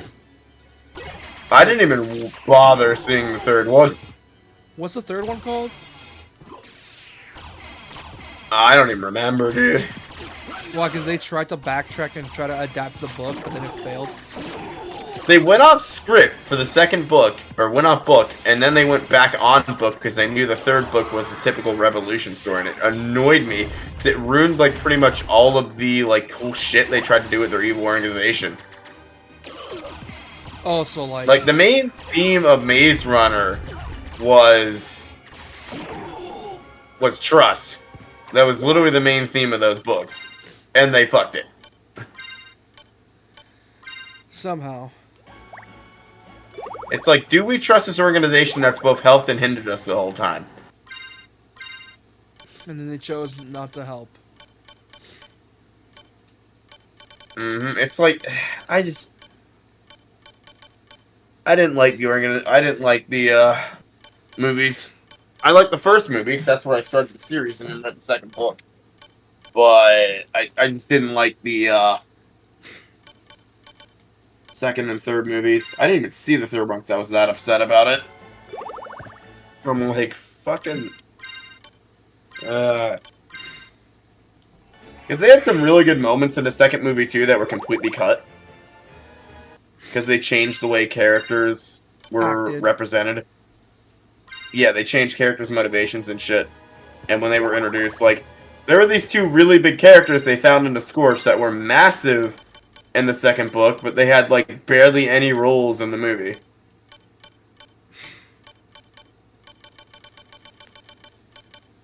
And it was like a big heart-to-heart scene, and it ruined, like, a big heart-to-heart scene that the main character had with one of those characters.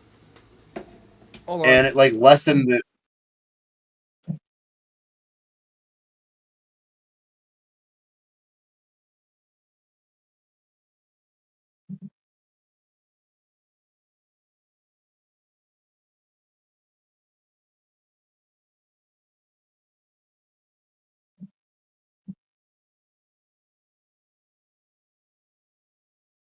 Like, if you're gonna, like, consume the Maze Runner, I recommend the books. They're just so much better. Like, a million times better.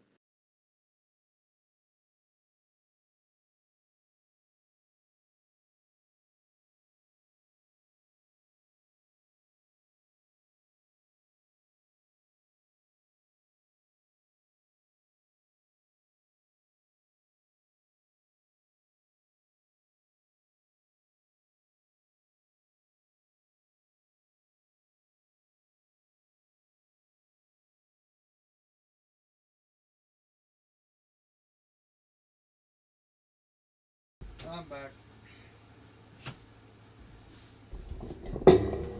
Yeah, I'm back, brother. What'd it do? I don't know, but for some reason I have 200 TikTok notifications and I don't know what that's about. Huh. Oh, people liking comments. How many like my videos, peeps, and not my comments? Okay, these guys were not wrong. The second half of this game was difficult. They ain't wrong in general. Because I'm already getting my ass kicked here. Oh god, there's a lot of dudes. Oh god.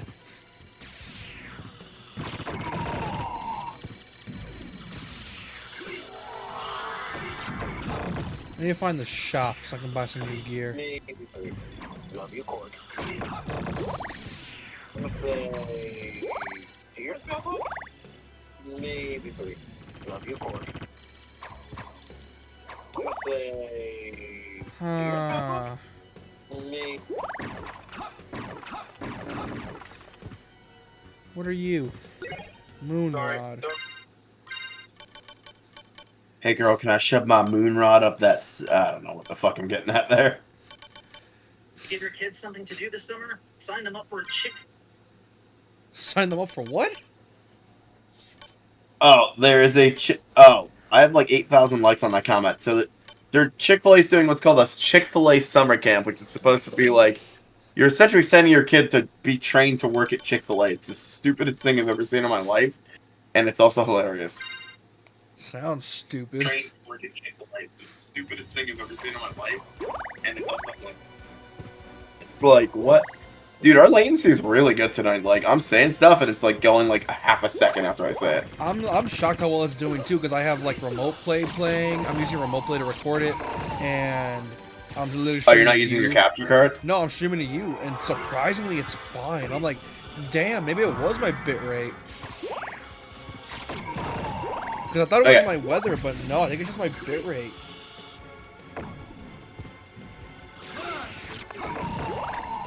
Yeah.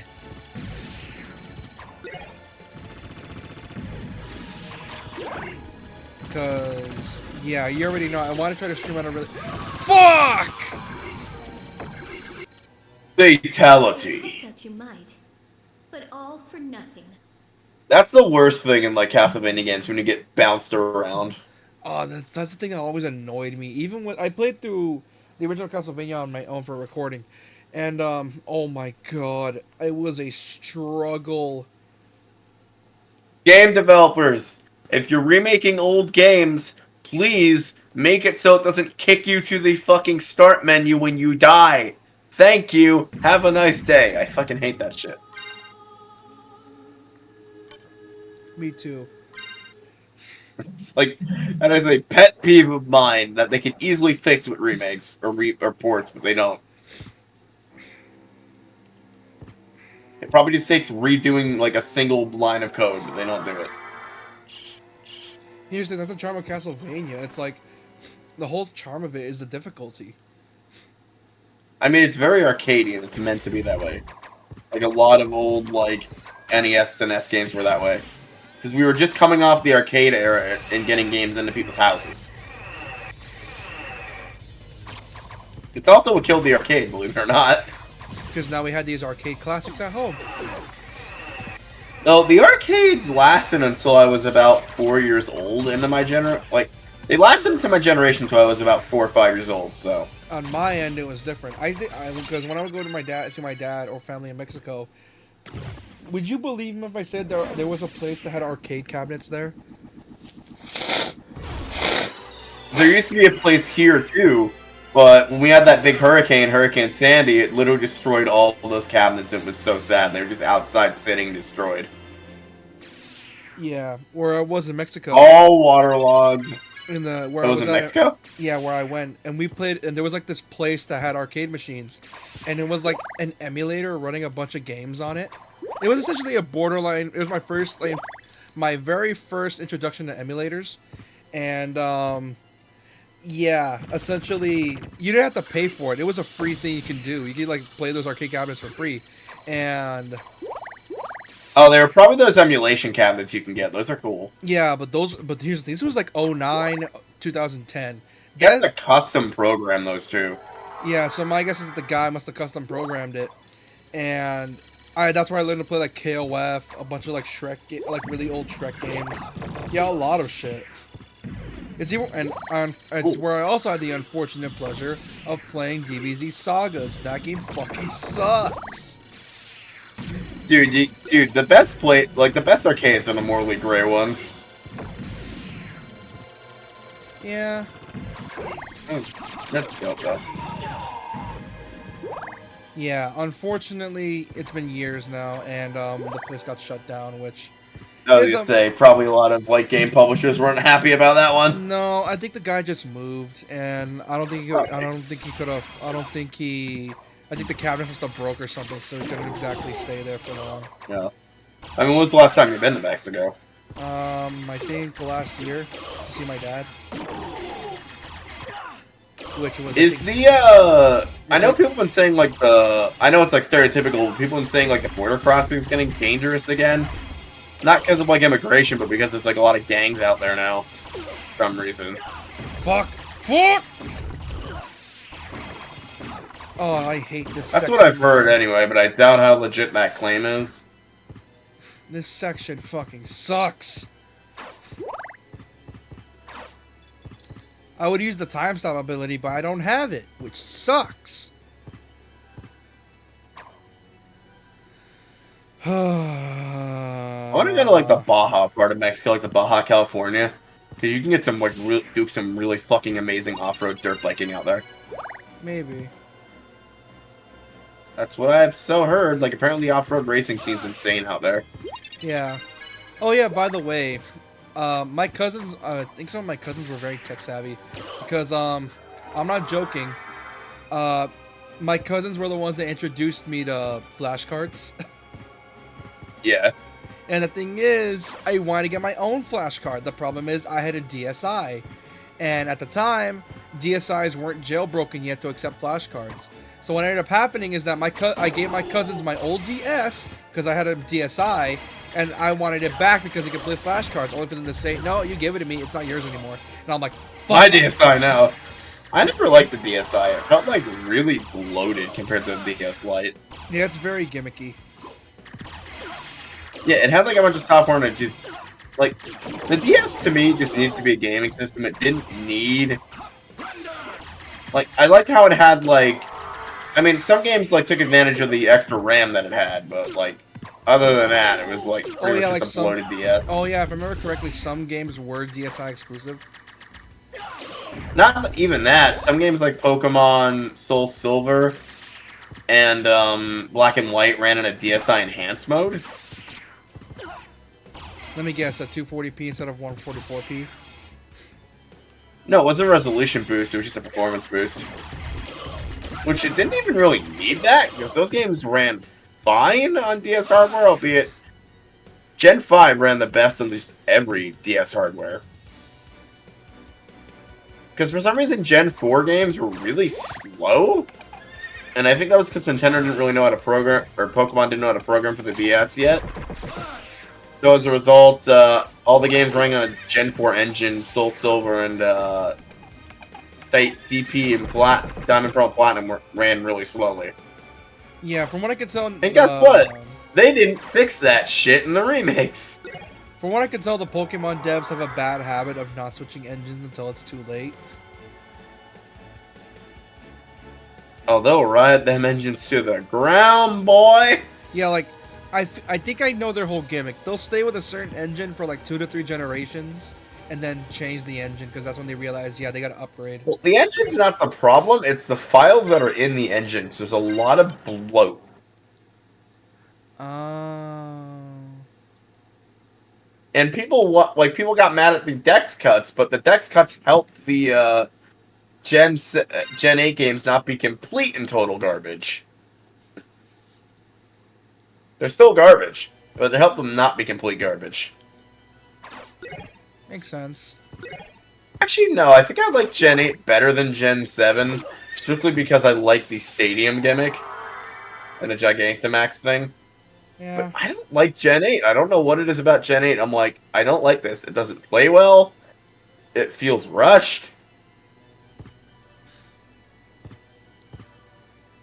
Yeah, it's very clear. I think It's very clear. They need us.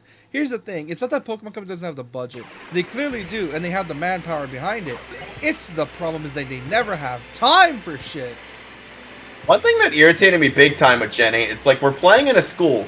We could have been an older protagonist. Like you could have just asked the question like, are you a freshman, sophomore, junior, whatever? But no, I have to play as a fucking 11-year-old.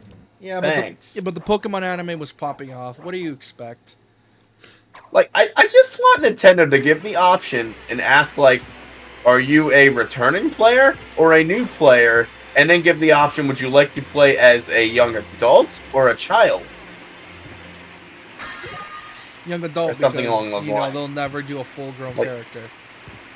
Please. I mean, yeah, like, I'm not talking, like, 18, 20. I'm talking, like, 16, 17, maybe. 15, 16, leave it or take it. That's what they'll say. That's what I mean. It's like, come on. Which is, we I mean, kind we of got we very kind close kinda- to that with X and Y. of, in black and white. Because according to official, like, information from that one Pokemon game on mobile, Serena's supposed to be 17. Why she looks a lot older than the other Pokemon protagonists that are female. Though by that token, you could say May was 17, because she also was, like, very mature looking for a character in Pokemon. Remember Dawn? So I don't know, honestly. I like how Dawn, Be- in the original Pokemons, were like, oh, she's a side character. In reality, she was actually a main character. Oh, Dawn's age was actually confirmed. It was one of the few ones that are. The very first lines of Diamond and Pearl, they're like, Dawn has turned 11 and is receiving her Pokemon license, yada yada yada yada. I don't know why, but And I I went to remember, go like, rewatch DPP. I remember, because here's the thing, it took me years to realize Dawn was like the main character of one of the original Pokemons. And I mean the games, I don't mean the anime. One thing they should have done with May was make her canonical age 14, since she was like nervous to get Pokemon in the beginning. It would have made more sense for them to just say that she was a holdout. Yeah, but then... So I imagine there are like kids that are holdouts, but again, one of my plans if I ever made a Pokemon game was to have it be like you're doing this thing because it's a coming of age thing, and you have to do it. It's required. Like be considered like a teenager or adult in society, and you'd be like 15-ish. Yeah, but then where's the fun in Because that is a big thing in like African culture as well, which is where I want it to take place. Also, What did you say? what do you feel about the Pokemon song that came out a while back? I think the remake of the original theme is Cancer. No, there was a Pokemon song that came out, and it was like infesting YouTube Shorts for a hot minute. And it was like a viral dance. I have not heard it, but there's a song that I hate that I can't talk about because it brings us back into politics. Yeah, let's not That came do out that. recently. Let's not do that. But yeah, like the Pokemon. Exactly, I'm not talking about it, but it makes me violent. All you need to know is it makes me violently angry. Yeah. That people are that gullible and stupid, but you know. What the fuck is that thing? Anyway, I gotta go pee. Alright, cool.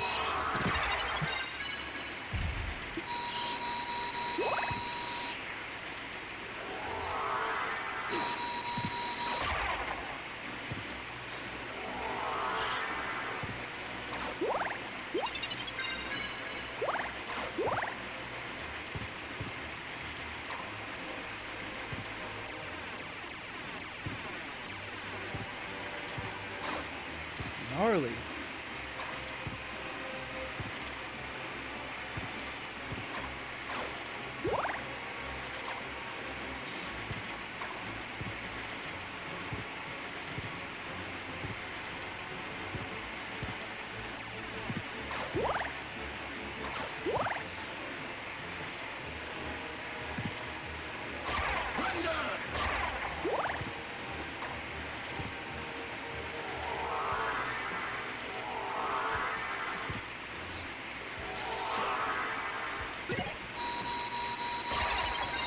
Oh, I leveled up twice. Neato.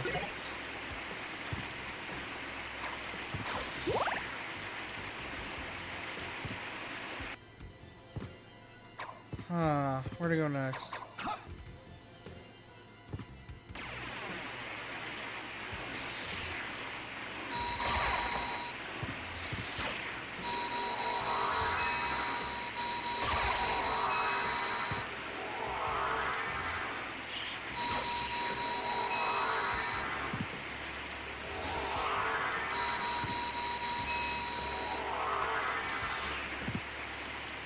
the hell? Why isn't it letting me pass through? What the hell?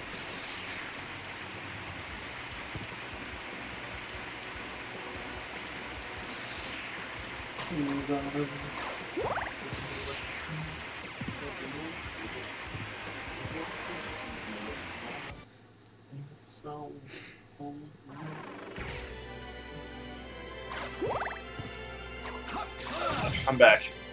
Hello.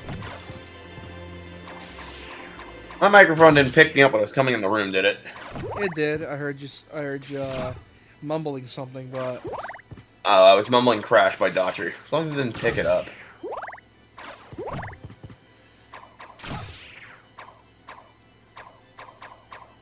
Whew. Why were you just stabbing at the air and not picking up that heart? I was trying to mess with like the. I don't know. Castlvania has weird shit going on. I mean, it's Castlvania.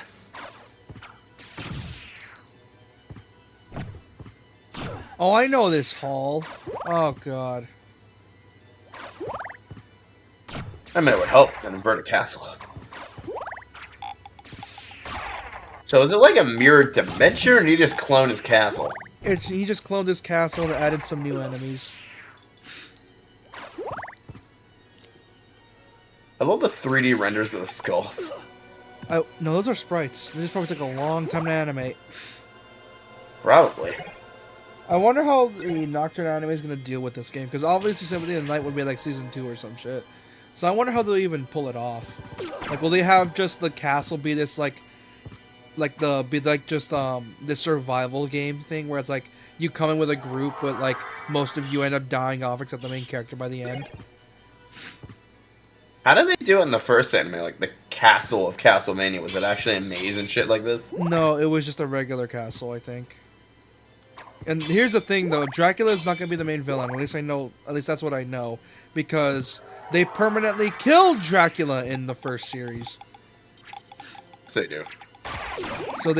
So essentially, the main villain of the entire series is not going to be here because he's permanently dead. I mean, if he reincarnates, they're going to find a way to bring him back. Yeah, they'll probably figure out a way to contribute Soma into all this. Because I wonder how they're going to... Oh, how would they even do Soma? Because Soma's meant to be the reincarnation of Dracula.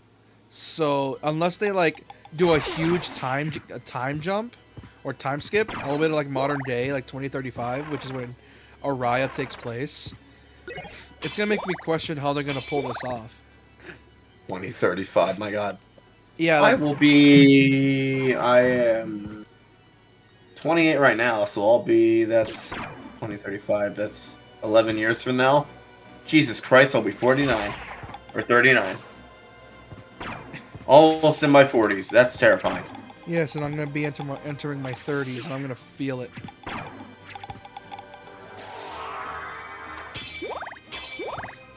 Would be insane, though. 39, oh my god. 2035 or 2039, you say? I don't know if it's 2039 or 2035. I don't remember. All I know is it took place in like the 2030s.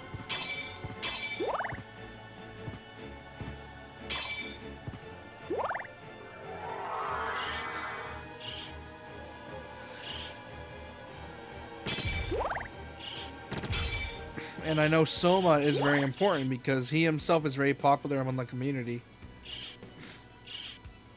Oh, Soma's cool. Yeah, he's meant to be like... He was just a regular high school kid and got involved in this. It's like, by the way, you're Dracula. Yeah, that's pretty much what happens. What? And they're trying to get him to realize his role as Dracula, but obviously he doesn't want to do it. Because, you know, Dracula's evil. Mm-hmm.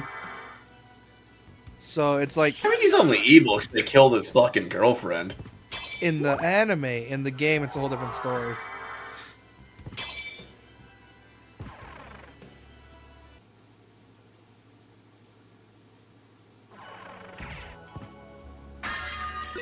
What is this place? I don't know, but I love how Dracula knows what a CD is. Considering the fact that Dracula in the games is known for being so ahead of his time, yeah, it makes sense you would know what it is. Because it's literally explained in lore that he's way ahead of his time in terms of technology. Like, as in... Wait, does the same thing actually pulsate? That's terrifying. Yeah, it's pulsating. It's a heart. But yeah, that's how it is, essentially. Wait, it's a heart? Why does it just look like a D20? Because it's a D20. Trackius rules on that one and the entire castle collapses. Yeah. I like when DMs like do the nat 1 thing and then they have a roll for severity to determine how bad you nat 1'd. Oh, God. Like, there was this one nat 1 that I was watching in a campaign that changed the entire campaign. Oh, no. Really? And one of the funniest, too, actually one of the funniest, in the same campaign, the DM rolled a nat 1 for whatever reason to start the boss encounter. And then he rolled severity, and the severity rolled on that one, so his boss literally just killed itself before even fighting the enemy, and since you have to listen to the dice, his boss killed itself via an accident before even fighting the party. Oh my, that is some luck right there. And his boss was a vampire lord. How And he was so excited to use it too. How pissed off was the DM? I just want to know. Pissed! He's like, motherfucker! How bad we He's talking? from where dude, the DM's from where I live. So you can imagine. Oh, the shit he said? Oh, God. It's like, motherfucker! He's like, motherfucker, okay, my boss literally trips and falls down the shit the broken down shit that he's in and dies. That's what he gets for rolling severity.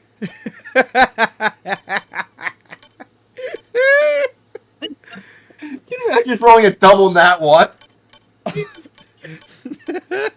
Bro, I'd be so fucking pissed. Your dice just hate you at that point.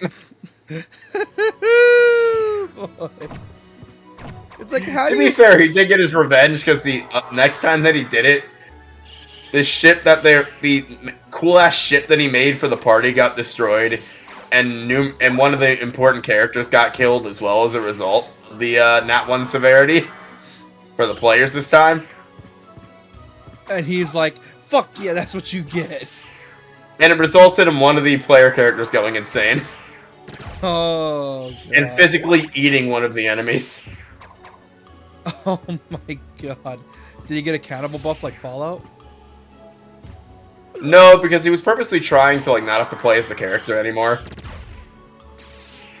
Oh, he wanted to change his character up because he got bored. I mean, they just decided that he would just leave to train more. I kind of like got out of the campaign after that because it kind of got bad after that. Why? Because what happened was there was like a company. It was Team 4-Star that was running it, so it was a company reshuffle. So it resulted in pretty much a lot of like HBI's character just leaving too, and it just was a new party that wasn't as good. Oh, okay then. Yeah. So the chemistry got fucked up. Yep. Of course it did. It was a pirate campaign. Basically, the main thing the characters would do is they would fight other pirates that would like have slaves and shit, because they didn't like slavery in the party. Yeah. And they're also trying to stop like an apocalypse. Of course they were. Well, what did a pirate do? D&D, what do you expect? Yeah.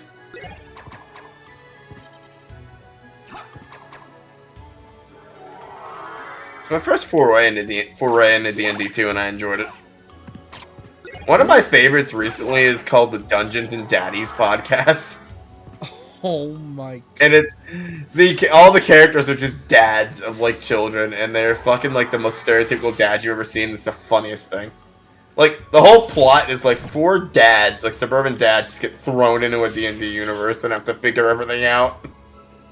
You know what's funny is that Keep in mind, they essentially just got isekai. They don't know what the fuck's going on. oh dude, I know a really funny D&D videos you can watch. And dude, they made me fucking die laughing. Their whole gimmick is that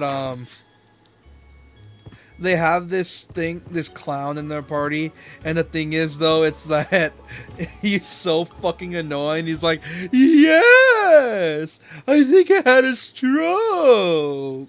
Oh my god. And his One of the and my favorite one was like, oh, and it's like, and the guy was like, hey, if I'm gonna kill you, Krusty. They're like, okay, and it's like, oh, roll for initiative, and he like throws a book at Krusty, and it resulted in a critical hit, resulting in the clown exploding. It's like, oh my clown. And this is a player character. This was a D&D session, yeah, and it was fucking. Oh my hilarious. god. And what ended up happening is that the clown then became. The guy was like having like, as a way to make the guy suffer, the clown was haunting his like mind or some shit. It's like, oh wow, I didn't think you'd die from just being punched in the chest, but okay. Oh, so the D&D campaign I'm watching, so they pissed off this one Baron guy, right? And in order to make amends with the Dukes, they killed his son or whatever by accident. Because there was these magic seals on it was a whole thing. But in order to make amends, they have to now kill. They promise to rip the one kid's skin off when they find him, like one of the dad's kids. Yeah. And that's gonna be funny when that happens. I think I sent you a link to it because I remember watching it. It made me. Why are there peanuts here? Never mind. I remember. I need to send you it because it's so fucking hilarious. It was just like fucking, a fucking clown haunts this warrior's memories now, and is like, because the guy plays a new character now, and then the DM's gonna be like, hey, The clown just haunts him. and the DM is like, hey, would you mind being Krusty real quick? And he's like, oh fuck yeah. And what ends up happening is that Krusty would come back as a ghost just to haunt this man. Jesus Christ! If me, you, and our other friend ever playing D&D, I would totally love to do that. One of your characters. Yes. Death. Murder. I got an idea for a D&D character where basically he's like an artificer or whatever, or like a warlock, whatever one would get a possessed dagger. And basically, or no, he's a warlock, and he gets like a dagger that's possessed by just like a warrior, like an evil spirit or something. And the thing, like, basically his job was to clear out dungeons, like the aftermath of like a dungeon, and get like all the like shit that's not valuable the party left behind or whatever. Yeah, and then sell it. And he comes across this dagger that's cursed, and the dagger's it will constantly be like, you know what'll go great with this conversation? Murder. Like, it constantly wants them to murder people. Oh my god. And then when he finally when he awakens his warlock powers, I'd have him go like, you know what, dagger? You want murder? Here's some murder! And then he stabs a bandit or something. And it's like, yay, murder! You know what that It's reminds so me? fun. You know what that reminds me of? You ever heard of High on Life? I think. It's made by the now shamed, Justin Roiland, and there's a character who's named Knifey, and he's essentially an Australian, put in a knife that constantly wants to stab shit, and literally, Nice. that's the whole gimmick. It's like the knife is just like, my name's Knifey, I want to stab shit, yeah. Oh, I want to stab shit. You'll have to watch this show now. It's not a show, it's a game. Oh. No, I want to fucking stab shit. I don't know, the idea of a knife that just constantly wants to murder people is hilarious. And it's It just Australian. constantly pisses off its wielder. And it's Australian too. I don't know, it's really funny to me. I wonder whatever happened to Justin Roiland. Like, basically the knife in the D&D campaign would be like, every time he gets the chance to talk, he'd Oh, be like, fuck. you know what would be good right now? Murder! Not you again! No, not you! Doppelganger. I hate you! I hate fighting you, you're annoying!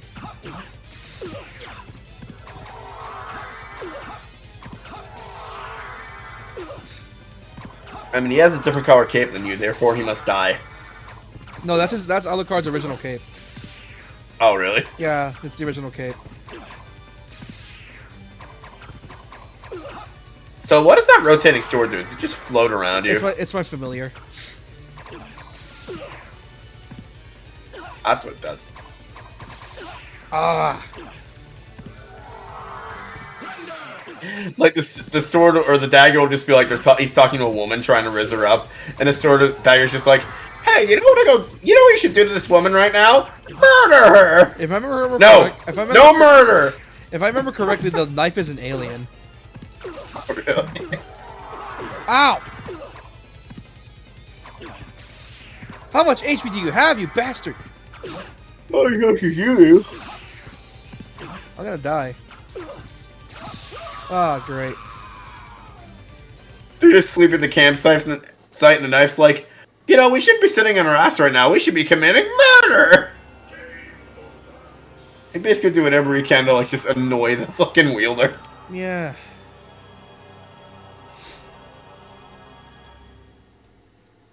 Fun game. Fuck you. I hate fighting this dude, man. Like, doppelganger fights are always going to be annoying to me. I never loved a single doppelganger fight in my entire life of gaming because I hate those fights, man. They're so annoying. Because they either make their AI incredibly bullshit or incredibly weak because of the fact that you can they just how do I say this? Elden Ring does the mimic fight, but I think it does it really well because essentially it mimics your outfit depending on what your build is, and it helps you like realize the weaknesses of your build, and it's like, oh, okay, I can fix that. Other doppelganger fights are just okay. Let me make my AI incredibly bullshit.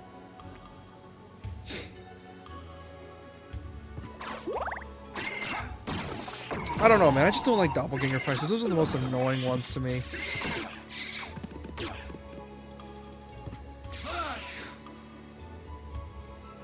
Hold on, I need to go back and kill the guy.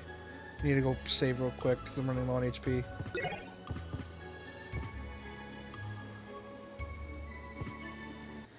I wanted to see how long you could go without me responding.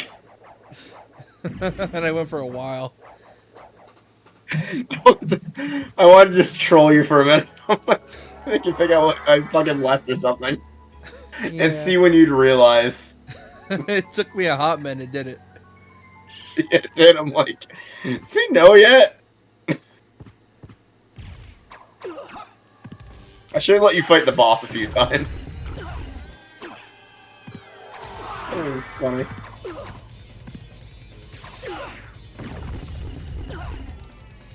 Yeah, I'm so tired. Fuck. I don't think I'll make this endurance stream, dude. Well, you're gonna have to.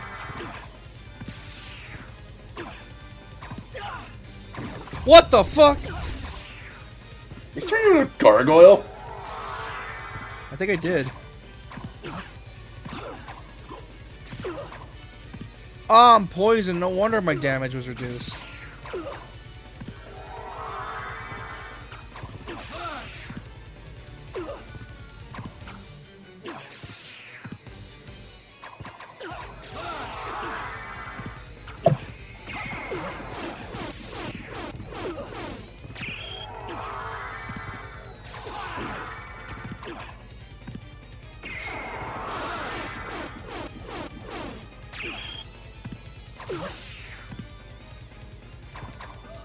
Gotcha!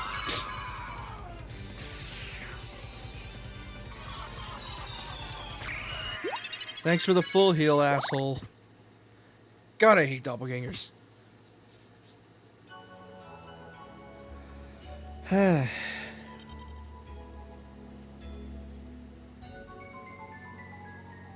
I know you got to get certain gear in order to fight Dracula. At least that's what I know. Oh, it doesn't let you fight him without certain equipment. What the fuck?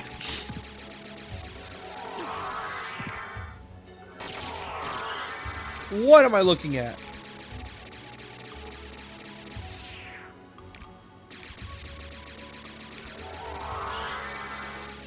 I don't even want to know what the hell is that.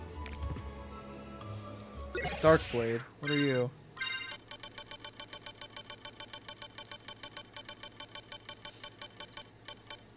Sword forged by elves. Okay. So elves are apparently canon in the Castlvania universe. Apparently so. Neat. Yeah, apparently so. Which is weird.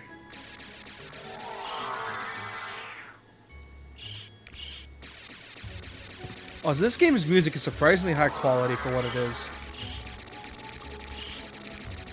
Like, I don't know if it's because it's the PSP port or it's something else. But God almighty, do they know how to make a soundtrack? How many of you are there? Alright, so... You're a genie and someone rubs your lamp to get wishes. What are your rules of what people can't wish for? Let's see. Well, one is the typical I can't make you fall in love. I can't kill anybody. Yeah, because well, I guess my morals. And I think the last rule would be nothing that would cause a war. I'd also be like, no bringing people back to life, because that's always messy. Nah, I'd rather not have that rule because I want them to see the consequences of their actions. I'll be a fucked up genie. Just bring someone back to life and they're a zombie, like, just rotting. Hey, you said bring them back to life, not in a good condition. Listen, the condition varies, okay? It's like you have to be You know very one thing specific. I'm always curious about with Shenron, though? So you know you can bring how he can bring people back to life or whatever? Yeah, but only once. Well, he always brings, like, healthy people back to life, like, bodies restored and everything, but they never specifically have to say, like, the way that they were or whatever, like... Say someone had, like, dementia or, like, fucking, like... something that would just kill them again, like a degenerative disease. Would they still have that? Maybe. Because most people they got back was That's healthy. Because I'm pretty sure the rule at Shenron is he can't bring back anyone that's like 90, like pretty much gonna die of old age anyway, and or has had their body cremated. Oh, so like essentially the body has to be fresh. Yeah, there's very specific rules that they don't say with it. I can tell that could be hella annoying.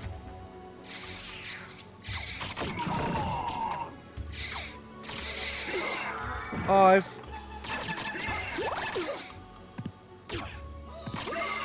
Damn, how tanky are you?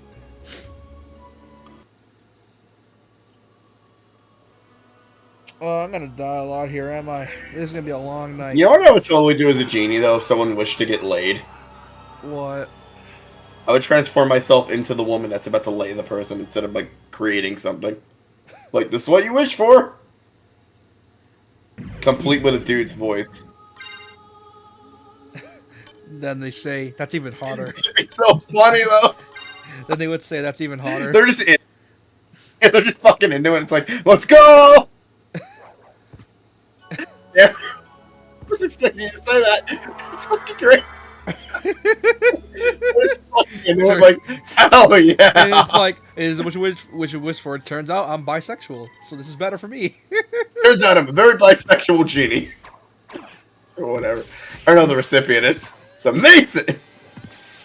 It's even better than I imagined. Yeah, just the genie's just super confused because he did this on purpose to negate sexual wishes. Yeah. Like, well, shit, this isn't gonna work. Oh, that's amazing. Dude, monkey's paws and errors are hilarious. Yeah, but they also kind of suck. It's a really good book that I need to read, as far as like old literature goes. I never got to read it because I took that English class after they finished reading it.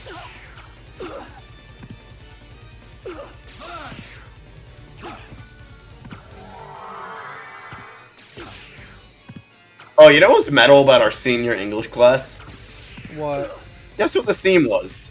What? Death! Nice. More specifically, like the afterlife. Oh, God. Of course.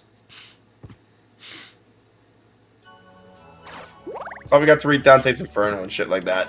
Because the main project after you finish everything is like, you take the characters of Hamlet and be like, where would you put them in hell?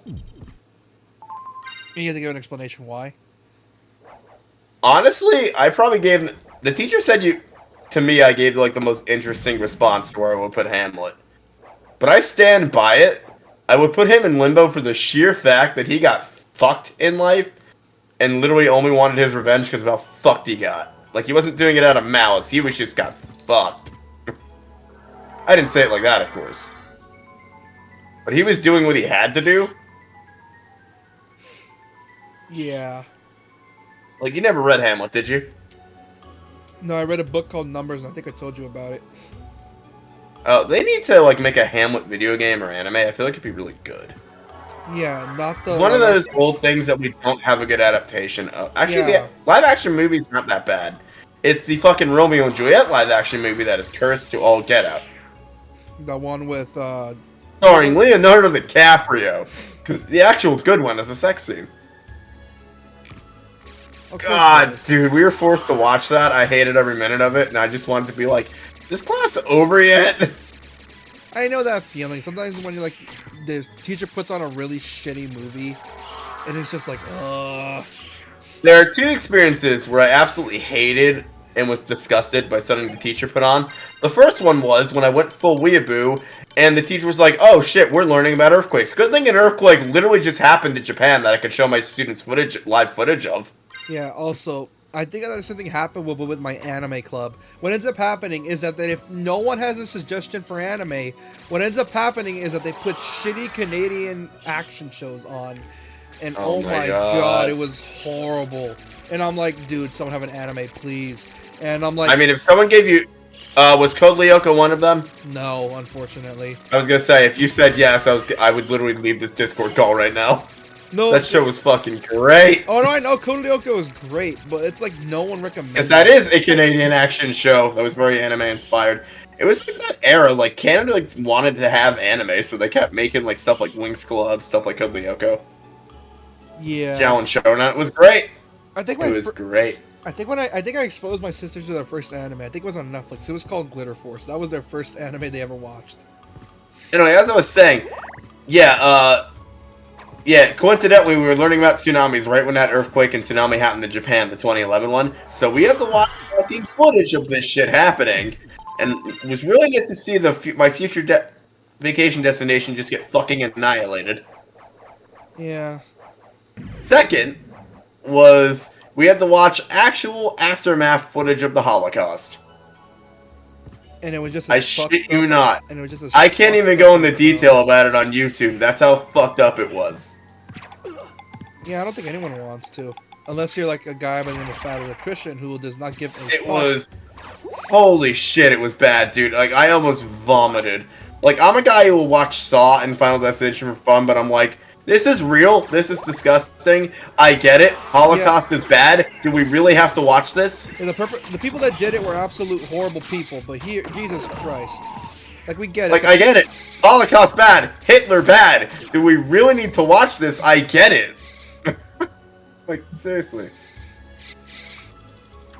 Like, usually when you have to watch shit like that, they'll have you fill out a permission slip. This was not the case.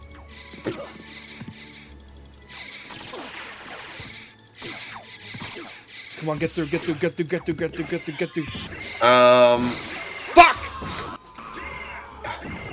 At least I saved. Do you really want to know what was in the video? No, I don't want to know. No, you don't. I still have nightmares about it. Anyway, fucking brutal, dude. Yeah. Also, I remember back in 2016 when, like, you know, that whole shit with North Korea and Trump and all that, they were threatening to blow up the U.S. That shit fucked me up so hard that I would have nightmares about America getting bombed, and I'm like, oh no. Dude, it was like scare tactics for every... See, I had a young, impressionable mind at the time, too, even though I was like 17. And then as an adult, I come to realize, yeah, good old empty threats. Yeah, these people are full of shit, You know- essentially. Well, you know what would happen if they even tried it, if they even attempted it? First off, missile wouldn't even come close to hitting the U.S. because we have what's called an Iron Curtain, and we'd fuck that shit up to Sunday out when it's still out to sea. That and Second, starting World War III. they only have one, which is also why we do that. Third, And the thing if is, they no want, one wants we World would War literally do what we were going to do in Japan and launch a ground invasion so massive that that country wouldn't even be standing afterwards. Yeah.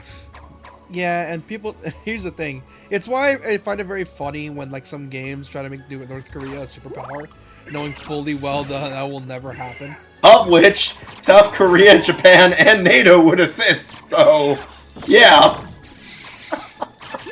Yeah, so don't think you're gonna get away with it. You will It get would fucked. never ever happen. You will get fucked 6 ways to Sunday.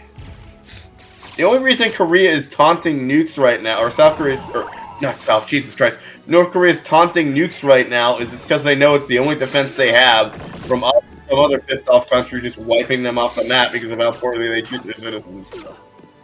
Yeah. And the thing is, South Korea already hates them already, and they're their neighbor. Also, for some reason, because you told me this, they don't teach the concept of mad in history class anymore. Why don't they teach that? That's important. Like, you say you didn't learn about it, right? I don't know. I don't remember. What does MAD stand for? I don't know. Mutually Assured Destruction. Oh, that, yeah, they Basically, taught us The that. reason why nukes were invented in the first place was, one, to, like, make Japan stop fucking up everything they were putting their hands on. And two, was so one country can be like, yo, I have this thing, so if you do that thing, I'll launch this thing and we'll destroy both of us. Hence the concept of mutually assured destruction was created. Yeah, because it's like if I'm dying, I'm taking you with me essentially. This has been History Lessons with Japan Lover 79. You're welcome. By the way, I'm not responsible for any Fs you get on your history exam. That's on you. Yeah, you should be studying right now. What are you doing watching this stream? Yeah, really. I mean, we appreciate us being on the background, but, again. That'd be so funny if I said that and it literally was the question on somebody's paper, what does MAD stand for? Because they'd be right, and I'd be heralded as a hero.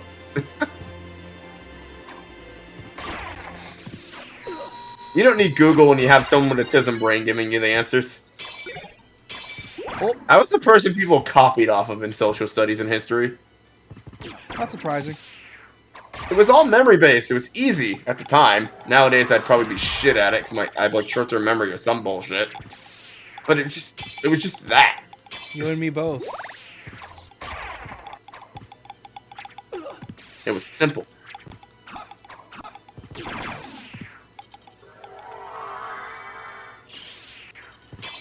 Oh boy. You know what's bullshit too? Kids are trying to copy off me and I get in trouble because they tried. It's like, they tried first. Like, I'm telling you that they tried and yet I'm the one in trouble. Like, I fucking hated that teacher, yo. Like, I'm coming to you telling you they tried to cheat and then I'm in trouble? Bitch! I hated middle school, yo. I think everyone hated middle school. Yeah, but some of my teachers were damn right evil. Not giving names. Anyway. I need to get a full heal or else that thing will one-shot me. Nah, you'll be fine. Just need to get one shot. Yeah, I'm not risking it. Hold on. I got this thing. Oh. Okay, so what was the stupidest thing you ever got in trouble for in middle school? Or high school? Not answering one question. Yeah, that's pretty petty. I got in trouble for not And my forgetting a mom, pencil multiple times. And the thing is, because I didn't answer that one question, they counted it as a 0. I could tell you the most ridiculous petty story ever, but you can go on with your story. What ended up happening is that when the day that it happened, I was scared because all I asked for was to get my glasses back because that was the time I barely got glasses, and I got scared because I thought my mom was gonna get mad at me because of the fact I didn't do. I got a failing grade. In the reality, my mom was pissed at my teacher, and what ended up happening is that she proceeded to hate on that teacher for the rest of my time in elementary school. You failed because you missed one question, but you had everything else right? Yes. The fuck?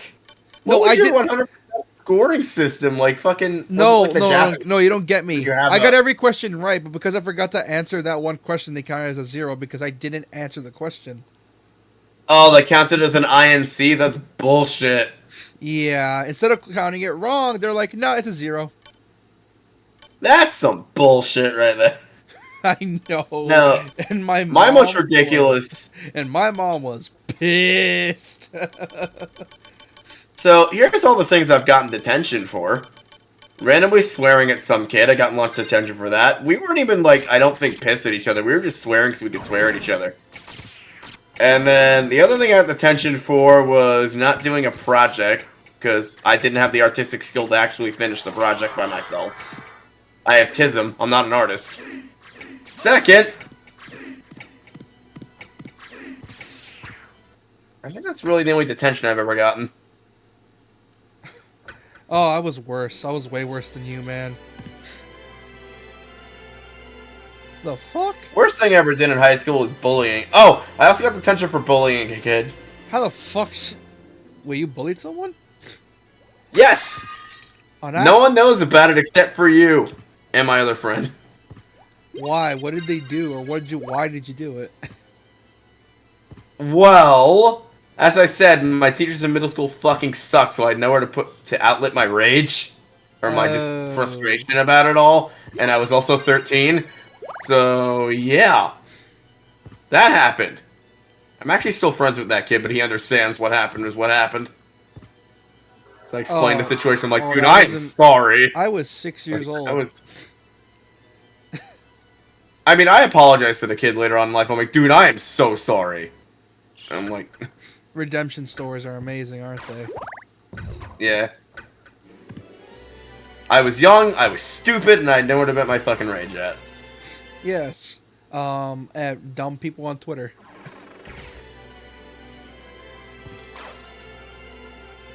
Yeah, it was. Middle I don't school know sucked, why, dude. but as, And as a pastime, whenever I'm extremely fucking even you're like, you bullied somebody? I'm like, yeah, I did once. because you don't have that vibe. Same at reaction as all. my other kid. Dude, in middle school, I was a fucking mental train wreck, so yeah. Oh, boy. When you have a teacher that's on your ass 24/7 for falling asleep in class when your pills weren't working properly, the fuck yeah, are you? tends to happen. It's like Cthulhu. Oh, Mauchi. Malachi. Yeah, Malachi or some shit, but oh my god, that thing was ugly.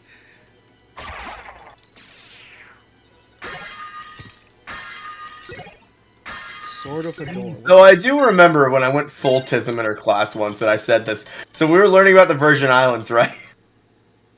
And for whatever ungodly and genius reason, I blurted out loud, I know what a virgin is, and I'm not telling. I don't know why I said this, dude, to this day. I'm like, what the fuck is wrong with me? What the I was like 13 at the time, and I think my brother had told me like the day before. Oh my god. Oh my god, that was. I think back to this, I'm like, that was so funny. That teacher deserved it though. Oh yeah. Great. Here's the thing. I think my school experience was way opposite of yours. I had strict teachers not because they were dicks, but because they genuinely cared. Cause Well, I've had those too, and they were awesome. oh yeah, But dude, I'm not joking. One of my teachers were like strict as hell, but he was based as fuck. He's like, look, here's the thing. In this turn test, I don't care if you get first, second, or third. I just want to be above the guy next door. Fuck the guy next door. Because what ended up happening is that we had 30 kids, and there was a percentage of who, and there was like a thing going on where it's like whoever gets the best grade, like does like a certain thing. And the thing is, though, my class was 30 kids, and the guy had 10. And the thing is, that was an unfair advantage because it's percentage based. So what ends up happening is that if most of us don't pass, we don't get like first, like a higher place. And what ended up happening is that we beat him, and I think he was like he was making suspenseful too, and it was like so fucking hilarious to me. He was like how do I say this? He was like being all nervous about it. Like he was like saying, like he was acting all like, you know, strict, but like a lot more like pissed off than usual. But then he's like, I would like to announce that we kicked that guy's butt next door, and Oh, yeah. I'm proud of you. And I'm like, oh my god, I had a heart attack. Cause Nice. and what ended up happening is that the guy next door, the teacher, was like looking at us like, y'all did well. How would you even do that? I made my students study for 5 days straight. How would you even do this? Oh no, here's the thing. He wanted us to improve. What ended up happening is that one of our benchmarks. What ended up happening is that whatever grade we got on the review we would have to get higher or the same grade, or we have to like redo, or we have to do the corrections. I'm like, dude, get a 70. I was like telling myself, okay, get some wrong so you can get a 70. Get some wrong so you can get a 70. And then you want to know what I got? What? An 85. Wait, why'd you need a 70 specifically? Because he would say if you do not get higher than that, you will do corrections for the test. Like whatever grade you got, you will not get high. You must get higher than or up to. And what ended up happening is that I got an 85, and I took the actual test, and I got a 75. And I'm like, fuck, I wish the grades are swapped. Luckily, What? the teacher. Luckily, the teacher next door, the one the teacher had a rivalry with, was like, "Oh, whoever got a 70 can come over to my class and we can watch a movie." And I'm like, "Oh, thank God." Yeah, one thing I remember, and I remember it's the only time this teacher ever got mad. 'Cause he had a reputation of being the nicest teacher in the school. Was my science teacher, Mr. I don't want to dox him. Mr. H, let's just say. And I remember doing decently good on this test too. Like, I don't remember actually failing it, but apparently like 70% of the class failed and he was mad. Like, he was like, I made it super easy on you guys. How did you all fail? I don't remember, like, failing it, though. Was he just fucking? I was usually really good in science class. No, I was usually really good in science class, and I don't remember even failing this test. Huh. That's weird. Like, whatsoever. So I don't, like, know what even happened there. I think then again, the other kids in that same, like, class group were dumb as bricks. Like, one used to copy off of me in, like, social studies, so that might have been what happened there. So class full of copycats or cheaters. Class full of morons. I know that feeling all too well. Cause I remember one time, this part made me fucking laugh, made me like mentally laugh so hard, and that how do I say this? Essentially, for one of the classes, he had a ranking on the percentage of, this is the same teacher by the way, who had a percentage of whoever did the best in each one of his classes, because we had like 4 classes for 4 periods. And what ended up happening is that he ranked who got the best grades and the like. And what ended up happening is that we were the lowest and he had another class that was the highest. And I'm like, okay, that's fine. One of the tests came by, and he was like saying, "Oh, whoever passed this test will have a new rank for the class as a whole." We went from his worst class to his best class. That's awesome. And he Yes. he had a look of disappointment, but also a look of gratitude, or a look of like, he wasn't like disappointed at us at all, but he did have a look of disappointment, not at us, but at his best class. He's like, What I'm class glad. was it? Was it math? History. And he was and he was like, I'm proud of y'all for passing. Bonga did have a serious talk with my first class. Dude, I've never, like, I was always good in, like, English, social studies, science, but I've never been good with numbers. Like, I've never been good with math. Yeah, I don't know why, but that So shit was... if I was, I'd be designing video games right now. Or something. I've just never been good at, like, math. I think it's because of the way my brain works and how I, like, have spatial recognition issues. Yeah. But yeah, it's one of my better memories of history class. Because here's the thing, though. It's that I was scared of him at first, because I had him as my 7th grade middle school teacher. I know that feeling. I was scared of my, like... I was kind of scared of my, like you were saying before about, like, strict teachers that, like, wanted the very best out of you, but were actually really nice once you got to know them. Like, I had that feeling about my 2nd grade my sophomore year English teacher, because I thought, I'm like, oh shit, is this gonna be like fucking middle school all over again? She seemed like that kind of woman, but no, she was fucking awesome and actually reinvigorated my love of learning again. That was fractured from those years. Yeah, and the thing is, though, he was also a nice teacher, but in my 7th grade, dude, I was so scared of him, he made me cry. I was that scared of him. Really? Yeah, I was like terrified of the man. Because in 7th grade, he had this new system where whoever got the best grades was put in one side of the class and didn't have to do shit for the year until the next test. And there would be the Why were middle school teachers such dicks? And then there was hate the- most middle school teachers. And then there was the other side of the class, which is what I was in, where if you didn't get a certain grade, you had to like actually do work and shit. And what ended up happening is that low-key, I'm kind of glad I didn't get on that side because I mean, I kind of see the purpose. It sounds like a sort of social experiment in a way. no, but I could see why he did it because I think I'm also kind of glad I wasn't on the other side where I had to do shit. Because essentially, what ended up happening is that the kids that didn't do any work on that side failed the next test and had to like come over to our side. And I'm like, yeah, I see how it was. yeah, and I'm like, I'm glad because I think he was trying to teach the lesson of like just because you're, you know, like you obviously get it. Yeah, I get it. He's trying to teach you a lesson that hard work begets success. Or leads to success. That's not me. That's the game. Oh, is it glitching?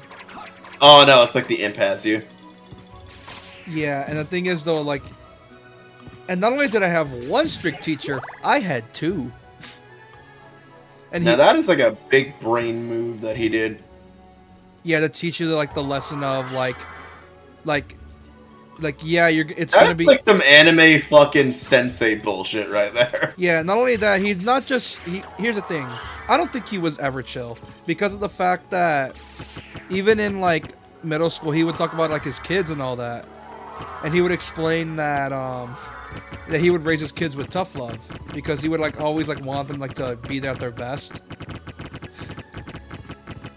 I wonder how he's doing nowadays. I wonder if he's even at the school anymore because apparently. I mean, I'm pretty sure a few of my middle school teachers are pretty much dead now. I know one of them was, which is a shame. She was like the only like nice teacher in that school, and I'm so depressed about it. Yeah, and the thing, yeah, and that all this stories about my history teacher. My math teacher was a different story. Here's the thing: if he knew you were bummed out and your emotions were not helping you pass, he would be like, "Okay, I'm gonna talk with his parents, see what's like wrong with him because he looks really sad." What ended up happening is that he used my love for games as blackmail. I've had teachers use my weeb phase as blackmail. I'm not joking. He's like, "Hey, if you don't like pass, I'm gonna take it to your mom that you're failing. She won't get you games anymore." And I'm like, "Fuck, he knows." I've had teachers use my weeaboo phase for blackmail in the past. I don't remember how exactly, but I remember that was a thing that And happened. I'm like, dude, my teachers had fucking balls, bro. They did not care at all. I mean, you did go to school in Texas, so what did you expect? Yeah, but here's the thing, the school I went to, they were super strict. Like, they were known for having really strict teachers, and were one of the best middle schools in the district. Here's the problem. It did not adapt to the current generation of kids. Because what ended Then up again, happening, I'm one to talk. I went to school in Jersey. Christ. what ended up happening is that a lot of the kids nowadays, you know, the current ones, The lazy fucks, yeah. because of the fact that they could not do jack and shit, the school lost its 4 stars. Of course. And my cousin who goes to that school now, I asked them, "Hey, did they still have the stars?" And they're like, "What stars?" And I'm like, "Oh no." What was I gonna say now? Yeah, I went to school. Of course, I went to school in Jersey. You went to school in Texas. So it's like, which one's worse? I wonder. Yeah, one's strict but out of passion, and one's strict because they're dicks. I mean, let's just say there's a reason why my district had multiple bomb threats when I went there.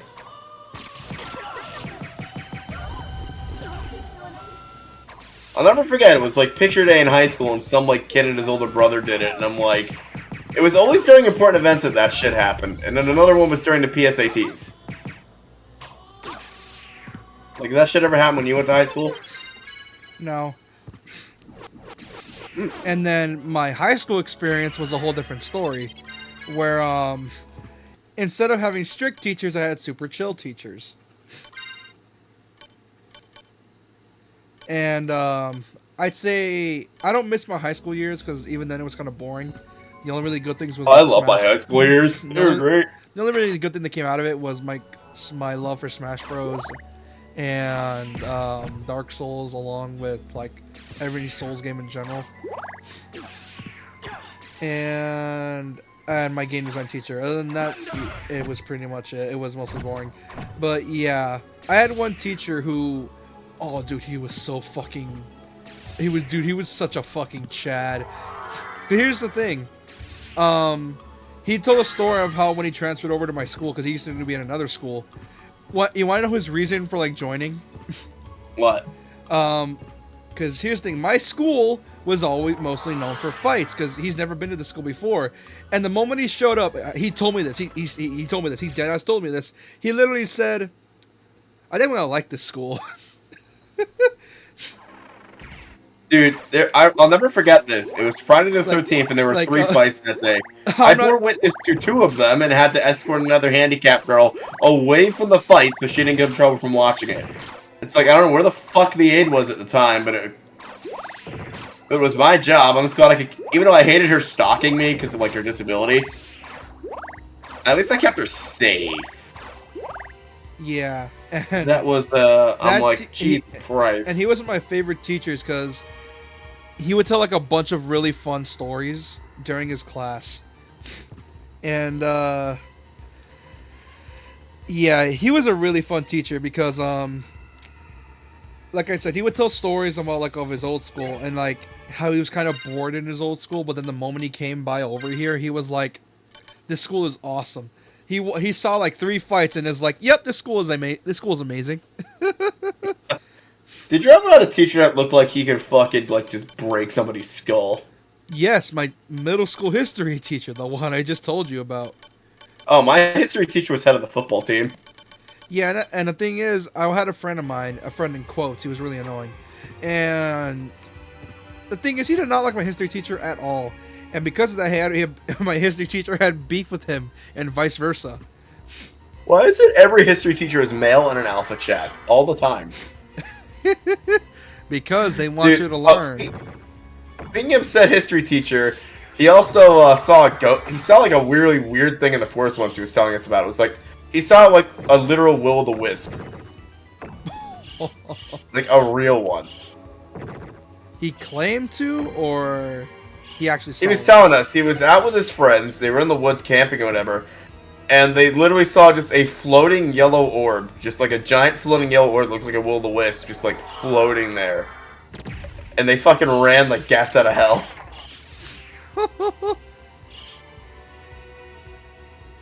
Yeah. Like, that sounds creepy. Yeah, I still got... Yeah, here's the thing. But here's the thing also.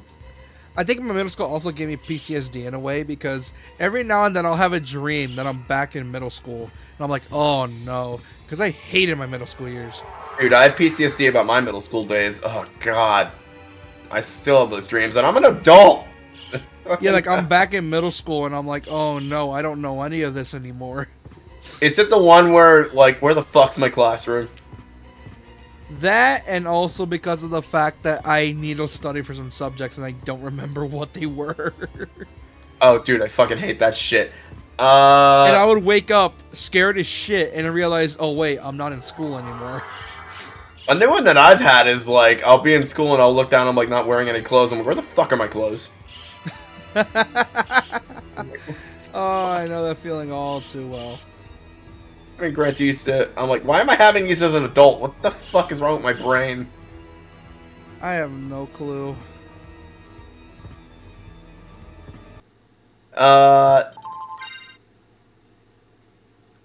God, we got to call this stream reminiscing about school or something. It's like Castlvania made me nostalgic. Dude, I had like a group of like stereotypical anime nerd friends when I was in sophomore year, and I missed that. I missed that bad. I had friends of mine who were, how do I say this? They were nerds, but at the same time, they were more than that in a way, where it's like, I had a friend of mine.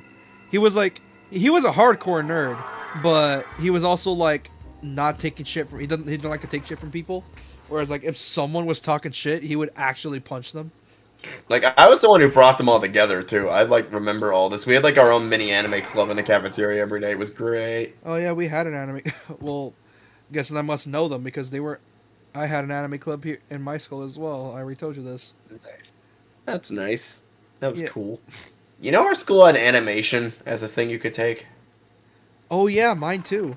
It was the most coveted class in the entire school, and I could never get into it, so I had to take graphic arts multiple fucking times. And I learned nothing from it because I'm so bad at making shit. And there's my dumbass trying to learn everything from scratch. I feel like it's, even though I feel like I've learned better trying to teach myself GIMP in Photoshop than I have in school. Yeah. It's just a problem. When you're learning graphic arts in school, they'll just teach you, not even like really fundamentals, they'll teach you stuff that's like, hey, you need to know this right now, instead of like stuff that like, I'm like, I need to know this specific fucking thing for this specific fucking project. I don't need to know this other shit. Yeah, the stuff that. Yeah, it's why I was never a fan of remedials because it's like, ugh. It's like, I Oh, know- you call them remedials? We call them electives. Oh, electives. Yeah, we had them too. Here's the thing, and not only that, they literally said it didn't matter. So I'm like, bro, why would we even try them? They don't matter. So, you know how our middle school worked? It worked on what was called a 30-day rotation schedule. And every 30 days, you would change your, I guess, elective. And I fucking hated it. And it was like... Because the good one you did choose is you're not going to keep it because of the fact that, yeah, I can see why you hate it. I almost cut my arm off in one of my elective ones. What the fuck did you do? Okay, this is the only thing I will ever thank this insanely cruel teacher for. And that's about it. But I was in woodshop. We were like cutting the cars as you do. Or cutting out wood. And I was like drifting off for a second because I guess I was tired that afternoon. And I came to and the teacher said something because I had my the saw like over my arm because I was like passing out. I'm like, oh shit! I didn't say oh shit, but I might as well should have. And if not for that, you would have lost your gaming. I would have probably either cut my arm or cut my arm off. And I assume this was at the time when they didn't even like upgrade their shit, because I know like nowadays they give like dude, it wasn't an auto saw. It was a shitty like. It was literally the saw in the Saw movies. As for what they're known for, like those shitty manual tooth saws. Oh.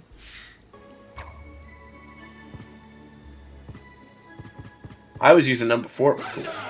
Yeah, because nowadays they upgraded to an automatic one because of the fact, you know. Dude, you know what also pissed me off about woodshop?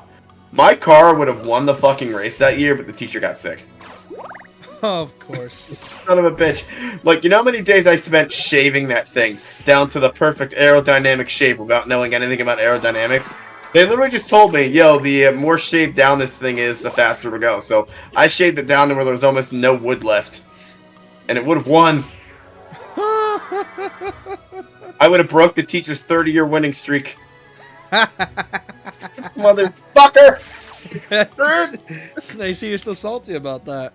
I am! I almost broke the teacher's 30-year fucking winning streak. Then he got sick, and he's like... And he's like, nah, he got cold feet, man. I swear to God, he got cold feet. He didn't want to lose his prestige.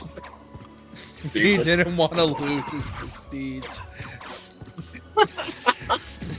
No, I like that teacher. He was dope. But, I don't hate all my middle school teachers. I hate most of them. Not all of them. Because most of them were dicks. Because it's Jersey. Like, the best one we had was this one French teacher. God bless her soul. She died, like, from really bad, like, breast cancer because she had, like, the, like, really she didn't have implants, but it was, like, the, like, you know the really big breasts you get from, like, childbirth and stuff like that? Oh. She had that because I guess she had a few children. My mom had that, but she had them, like, reduced because insurance covered it, but I don't think school insurance covered what she needed. So she ended up like passing away from breast cancer, which is fucking depressing. Yeah, it's a shame. Yeah. I remember, you know what's funny is I had a teacher once, and they were my, I think were my, I don't know if they were like a political teacher. I don't know what they were, but Was it political science? political science, yeah. And what ended Jesus up Christ, you had to happening? take political science, you poor bastard. Here's the thing. I think I lucked out on that class because what ended up happening is that that teacher died, and what ended up happening is that how do I say this? The substitute only taught us for 1 day, and what ended up happening is that we transferred to a new class, and we did not do a damn thing. That happened to me in fucking home ec. The teacher didn't die. She just left because, quote, we were the worst students she ever taught. Because that class was full of delinquents that tried to put weed in the brownies. I'm not kidding you. I busted them for it. Wait a minute. I think I heard a story like that once. It was like a Reddit story. I told you that before. I know, but Anyway, the other thing I was just gonna say. So, trying to remember now. Some class that I had in middle school or high school. Oh, so because of my autism, I got to skip one of the worst classes ever invented to mankind. That is Financial Lit. Oh god. It was a mandatory elective that pretty much all students had to take except for my autism ass. I also legally got to skip French and Spanish as a bonus. Nice. Now, if they would have had a Japanese language class, I would have took that in a heartbeat and said fuck it, but I probably wouldn't have been allowed to. The only problem is that whole thing came downsides as well. I wasn't allowed to take creative writing, which is fucking bullshit because it's all done on laptops now. Yeah, I couldn't take it because I couldn't write on paper because of dysgraphia that I have because of the autism. And now it's all done on goddamn laptops. Bullshit. You were born in the wrong era. I am so salty about this. It doesn't even compare. Here's the thing. I think I was a lot. I think it was in my. I think I was still born at the time when the switch did happen. Because most of the time we were using like Notepad and shit. But then once we reached like high school or like late middle school, we were like, here, have a Chromebook, and I'm like, what the fuck? Dude, it was all pencil and paper for me, bro.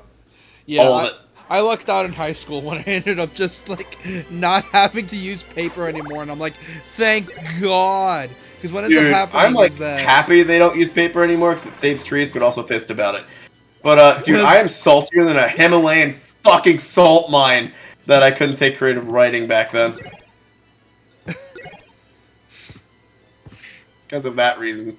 Also, I remember one time my teachers was like, "Oh, write a story about like what would you do if there was a chaos in the school," and I'm like, "Oh, the fuck are you?" There was a what in school? It was in my financial, political science class, and A shooting? Were they saying? we had to like write a story about like what would you do if there was like anarchy in the school, and I think I went overboard. Oh, anarchy. Yeah, and I think I mean, you're a Persona 5 fan, so of course you did. I think what ended up happening is I went kind of overboard, and I wrote like literally a 4-page story about how I would feel, and like what would happen. And the teacher was like, "You know, you have to do all this, right?" And I'm like, "Oh, wait, what?" If I were the teacher, I would be fucking proud. So I never got to do this in high school, and I wish I would have.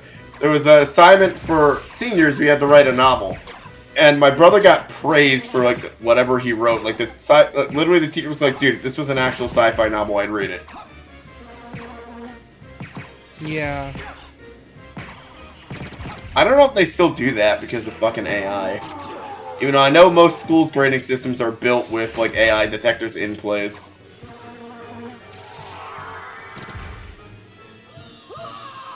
Well, okay, I'm confused. How the fuck do I kill this thing? A dumb luck and fortitude. Yeah, cause my middle school years, I hated my middle school years. Fuck middle school. Cause like I Dude, said, middle school fucking sucked, dude. Yeah, cause you know you're barely becoming a preteen and you're like puberty's kicking in full force. So what ends up happening is that you're feeling emotions. I got lucky. My puberty didn't kick until I was 14. Yeah, what ends up Or I happening was in is eighth. So I was already in 8th grade. and what ended up happening is that because in elementary I'd always get good grades, but then once middle school hit, my grades started sucking, and then that's when the depression hit. That's right, biatch. I didn't have pubic hair until I was like 14. Yeah, and what ended up happening is that I was miserable for my first year of middle school. That sucks. Yeah, because of the fact that I was not used to getting like such low grades. Not only that, things were like getting a bit more hectic in my house. So it was not a good mental mindset to be having right now. It was so bad that I straight up like lied to my parents about my grades. And my sister was born out of a time, and I still feel bad to this day because I feel like an absolute scumbag for pulling that card of, oh, I have a baby sibling, I can't have time to study. And I'm like, I feel like such an asshole nowadays. Like, I was using my sibling as an excuse why I didn't do my work, and I'm like, Yeah, yeah. that's scumbaggery. Yeah, and We're gonna get like, we're gonna get so many comments about people's school experiences in this, yeah, I felt miserable now every time. and I think about I that. will read every single one of them if you leave that kind of comment. I swear to God. Yeah, I was miserable at that time. Unlike Shinigami here, I read your comments. I read all of your comments. Yes, he reads them in secret. Nah, no, wait, you read comments too. I know that you do. Yeah, I know. But I read all of their comments. Including the ones calling me a fat incel. You people are meat now. I'm like, what the fuck? That's not my fans. I know, I'm fucking playing. Can you imagine that? Watch someone leave that comment now. I'll be so proud. What? That'd be fucking hilarious. Oh, it would be. But yeah, pretty much. Like my middle school years, I absolutely fucking hate, except with those two teachers, because they Dude, this genuinely fucking taught. boss design is lit. You had to just fight a giant corpse. There we go. That's weird. It's a corpse though. Usually Beelzebub is depicted as either a demon or a. I mean, yeah, that's also how it's kind of depicted. He's either depicted as like just a demon or like a demon baby. Or fly. Mostly a fly, I think. Yeah, it's mostly a fly from what I know. Ring of Arcana. What the hell is that? I know there's an anime called Beelzebub where Beelzebub's like a toddler child thing, and he constantly gets naked on the main protagonist. The fuck? That's a thing. It's like a comedy anime. Basically, the main character is a babysits the equivalent of Satan. Oh. Beelzebub, I think that's what it's called. It's like Dash Bell, but none of the cool fights. Isn't the whole point is that this delinquent becomes like the father of the Demon King or some shit? Beelzebub or Zatch Bell? Beelzebub. I was gonna say, no, he fucking dies in Zatch Bell. Spoiler alert for a 20-year-old anime. I think so? I haven't seen it. I've just seen people talking about it. That has a depressing ending. No, Beelzebub. Ah. Now, I know Zatch Bell has such a depressing ending that they weren't allowed to air it on US TV, to where they didn't air the final season, which fucking irks me to this day. Zatch Bell got the fucking shit end of... See, Naruto was done by Cartoon Network directly, so it wasn't... The only thing that was censored were swear words and some gore. Oh, But yeah. Zatch Bell was a for kids production, so it got completely neutered in most places, except for... There's some things they kept in Zatch Bell that I'm surprised that they kept. Like, they kept notions to suicide, and they kept notions to depression, which I'm surprised that they kept in, but I guess they couldn't cut it. I guess if they would have cut it, it would have destroyed Sherry's backstory entirely. Ah, okay. They also... It would have destroyed, like, the entire, like, villain backstory for the Reverse World arc, or whatever it was called. Yeah. And they, I mean, as an adult, I know exactly what they were implying. Like, they don't have to beat around the bush. But I know in Zatchbell, a lot of the gore was censored, because 4 kids. That's why they didn't do the movies.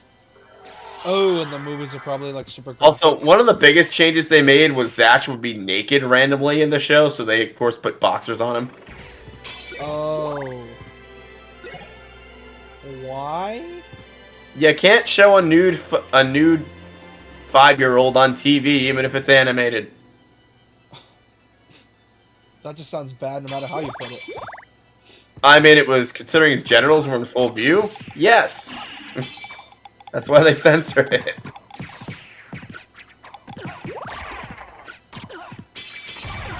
Because that sounds really, really bad. Oh, yeah, it was. Why do you think they censored it, dude? Yeah, that's what I'm fine with censorship, because, like, if it's that bad, I'm like, ugh. I mean, that I understand, but a lot of the violence and shit they could have left in. Except a lot of the themes and dark storylines were kept, which is weird as fuck for 4 kids. Like, they reference a child dying, and usually 4 kids doesn't do that. It makes me wonder that if Cartoon Network was actually behind the dub, and the reason why they didn't air the final season was because they didn't have the budget. Actually, wait, I think it was Cartoon Network. Yeah, it was Cartoon Network and Viz that were behind the dub. That's why. That's why it, like, had a lot of dark themes still. Huh. If you haven't seen Zatchbell, go watch fucking Zatchbell. It's good. Like, it is one of those, like, early 2000s classics. Yeah, there's a lot of early 2000s classics that don't get remembered nowadays, and it's a shame. Like, from what one of my favorite, like, backstories was this doctor who got a Momoto who reminded him of a patient that he couldn't save, but it was so fucked up because he was a pediatrician or whatever. Yeah. What happened was he was trying to save this kid's life. I think it was like an appendectomy or something, and he died on the operating table, which they expressly kept this in. And he's like, "You remind me of that child," and that's why he like had the will to fight and everything. And then, in true Zatchbell fashion, that Momoto dies. Thanks, Zatchbell. Oh, I'm sorry, it was the English cut. I mean, goes back to the Momoto world. Yes, that. Yeah, that was one thing they did weirdly censor. But everyone knows what they mean. Yeah. Yet, they censored that, yet the backstory of Cheryl's house burning down in a fire and her friend leaving her to a depressing spiral of darkness to where she describes not being able to find the light and potentially killing herself was left in. Ah. Well, look at that. Yeah, that's fine. But, we can't show, other stuff. But showing a child being brutally beat up on screen? No, we can't show that. Oh, boy. That's why they didn't do the movies. Because it literally starts out with Dash just fucking brutally wounded. Oh, the main character dying at the end? Yeah, we can't show that either. Too depressing. It was a noble sacrifice, though. The world would have got fucking destroyed. Who died? Zatch or someone else? Not Zatch, Kyo died. Oh. You know, they foreshadowed it twice in the dub and never dubbed the final season where it was relevant. You think they're gonna did they ever finish it? Or did they not? No! That's what annoys me. The sub finished, the dub never did. So you just gotta watch the sub. Yeah, it was annoying though, because I watched the dub up to that point. It was one of those animes where I watched the dub up to that point because it was what was available. It was back at a time where subs for older anime were really hard to find. The annoying thing with Zatchbell now is it's in what I like to call anime licensing hell. Like, you can't legally find it anywhere. Oh. It's that bad? Mm-hmm. Other anime that are in that situation include Rainbow, and a few others that Mother's Basement touched on. It's bullshit. Like, here's the thing when it comes to licensing. There needs to be a law in place that states, if this thing is not available legally anywhere, that thing should be able to be available for the public to watch in an archival fashion. Yes. But then, you know, people that want to use a light IP Can't exactly make money off of if they do that, though, can they? Well, no, you would have to do it in like using like some kind of like legal archive site or something. I feel like that would work. Or have like, or somehow have the company have some kind of archive. I don't know. There's a way to do it, and I know there is, but we just don't. Yeah. The problem is, the main issue is Japanese copyright law is the most ridiculous and archaic thing known to man. Yeah. For example, looking at you, Nintendo, with your trigger-happy lawyer ass. Oh shit, people are playing games we haven't sold in literal years? Yeah, we should probably fix that. Yeah. It's like, oh, in reality, we could sue you because we were going to put this on Switch Online because for some reason we just decided to do so now. Still waiting on those Coliseum and Gale ports. You're going to get a GameCube Online expansion pack at some point because I got the expansion pack. We could stream something like that at some point. I just want them to port them as separate purchases. Like, they could easily make a Coliseum and Stadium collection. They don't, though. Like, the Switch is more than capable of running GameCube titles. It runs Sunshine perfectly fine. And Coliseum and XD don't even need adaptive trigger support, so, or like, what is it called? Capacitive triggers? That the Switch doesn't have? Analog. Analog triggers. It doesn't need analog triggers, so what the fuck is keeping you from doing this? No clue. If I can run Pokemon Coliseum on a laptop with a Pentium processor, I'm pretty sure the Switch can take care of it. Which is shocking, isn't it? Because here's the thing. Considering the Switch 2 is probably, rumors have it, are on PS4 Pro levels. Like, dude. The Switch's current chipset has the exact same power as an iPhone 11 because it's literally the same chipset as an iPhone 11, just with Nintendo skin on it. Pretty much. It was funny because they had a chip war at the time. iPhone, Apple, and Nintendo? Oh, it was great, yeah. The fuck? Why would they have beef with Apple for? Of course, Apple, they had beef. They were using the same chipset and there was a chip shortage. So one had to fight the other, and of course Apple had more money, so they ended up winning. And that's why there was a Switch shortage for a while. Oh yeah, I remember that. I remember that. Like, it was at the time when the Switches were like getting very scalped upon, right? Because I know it was during the pandemic, I believe, and I'm like, so glad that I have one. Oh, I thought it was in 2017 when the Switch came out, because I remember like people were scalping the fuck out of the Switch. It might have been when the Switch came out. This is why I waited a year before. Whenever a new console comes out, I wait a year before buying one. Yeah. For two reasons: one, to avoid scalpers; two, to get through any bugs and glitches that may occur. Yeah, I know the feeling. That and the library is bigger. Of course it is. I bought Mario Odyssey as a starting game for my Switch. Dude, here's the thing. The moment I got my Switch, it took me years to get a mainline Nintendo game. I'm not joking. Really? I didn't get Breath of the Wild until last year. Maybe because they never fucking go on sale? Yeah, or at least decent sale? That too. Like, Nintendo could easily afford to, like, have have the prices of half of their catalog for, like, a week, but they never do. Yeah, because, well, I don't think they can... Realistically, they can't afford to, because it's the Switch. None of their IPs are on other consoles. Yes, they can. Nintendo makes 90% of their money on hardware sales. And the thing is, they need those IPs to sell Switches. And if those IPs were on other platforms, then they would be fucked. It's why, like, the meme, Nintendo goes third party, is such a funny thing to me. Because if they do go third party, that's how you know how they're desperate. I mean, if I was in charge of, like, selling the Switch... Like, for some fucking reason, every time a Black Friday sale happens, there's always people trying to overblow the situation, saying that Nintendo's desperate. I mean, not really. Dude, it's fucking Black Friday. What do you expect? Dude, Black Friday sales sucked this year for gaming. Like, Target used to have, like, really good sales to where, like, most main games were, like, fucking half off. Their sales. Dude, people even called Target out this year, because they were, like, literally, taking like old stale, like they were marking TVs up and then reducing the price. It was the same price. Oh yeah.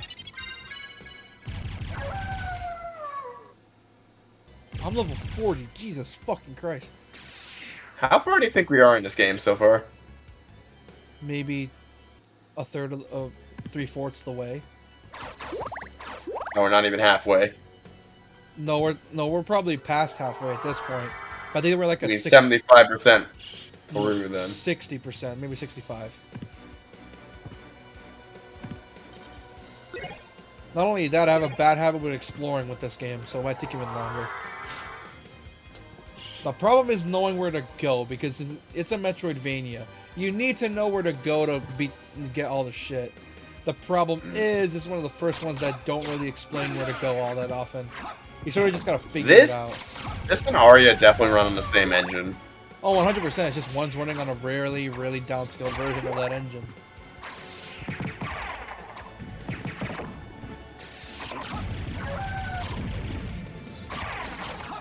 I hate the trading card system in Aria. That was the only thing that bugged me, because you have to go out and grind against 50 fucking enemies in hopes that they drop a rare card to get where you need to go. To get where you need to go. Unfortunately, that game design aspect transferred over to Bloodstained, which, oh boy, I love Bloodstained, but that's some of the bullshit because I got lost for so long. It's like, how do we make players not explore the game too quick? Random drops. Yeah, because there's literally one of the most important things to go, skills you need to have is to go underwater. The problem is you can't swim downwards. So what ends up happening is that I had to grind a certain enemy for the skill just so I could swim. In Bloodstained or Aria? Bloodstained. As I say, I had to do that too in like Aria. Anyway, speaking of the worst offenders of randomly dropped shit, fucking gems in Monster Hunter World. Like, oh my god, some of them, like the Udagaron crystal, are like fucking 0.05%. I've been grinding the PS4 version of that game for 4 years, chat, I shit you not, for this crystal. Haven't gotten it yet! Yes, haven't gotten it yet, because, you know, Monster Hunter is long as fuck. Not even that, dude, it's just a fucking drop radar. It's actually really short when you know what you're doing. It's a grind, but thing is though, Monster Hunter's fun because of the long-term commitment. It's essentially a mobile game on consoles. A really well polished mobile game on crack. Yes. Anyway. Which once Wilds comes out, it might as well be an MMO at this point. Which shocks me that there has been an MMO. It actually is counted as an MMO. Yeah, it's always been that way. Yeah, but they actually went all in once by like making Monster Hunter Online or some shit. And I remember they tried. I'm hoping, because they haven't showed gameplay of Wilds. I'm hoping that Wilds will be like Pokemon Scarlet and Violet, where like you can go to a random like hub town and something, and your friends can just drop into your world. That would be cool. It also fit the immersion for the game as well. Like you're a wandering hunter. If it's gonna be opening world and you're a wandering hunter, it makes sense. Yeah, but I'm guessing it would be a bitch to code in though. It would be worth it though, but bitch to code in.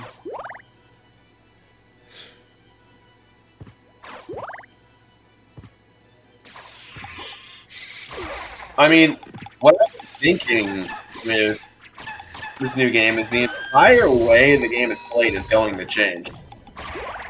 Like, it's probably not going to be a hub. Like, you're probably going to be like a wild hunter just exploring around. That's my guess. You're just a hunter like just doing their job. It's going to have way more of a single-player focus than the series has ever had, from what I can tell. I remember Monster Hunter 4 had a decent story as well. Like with like the fucking, I forgot what it was called, but it's like a disease that's infecting the monsters, causing them to go to a frenzy. That's Monster Hunter 4, oh, yeah. right? Ooh, I really liked 4. I like 3 too. Like, the main story of 3 was like this fucking water dragon, the sea dragon is, sea dragon is fucking over the town. Please go stop him. It's a relatively simple story, but it gets the job done. I just like the aesthetic of 3, how it's just like this water village town.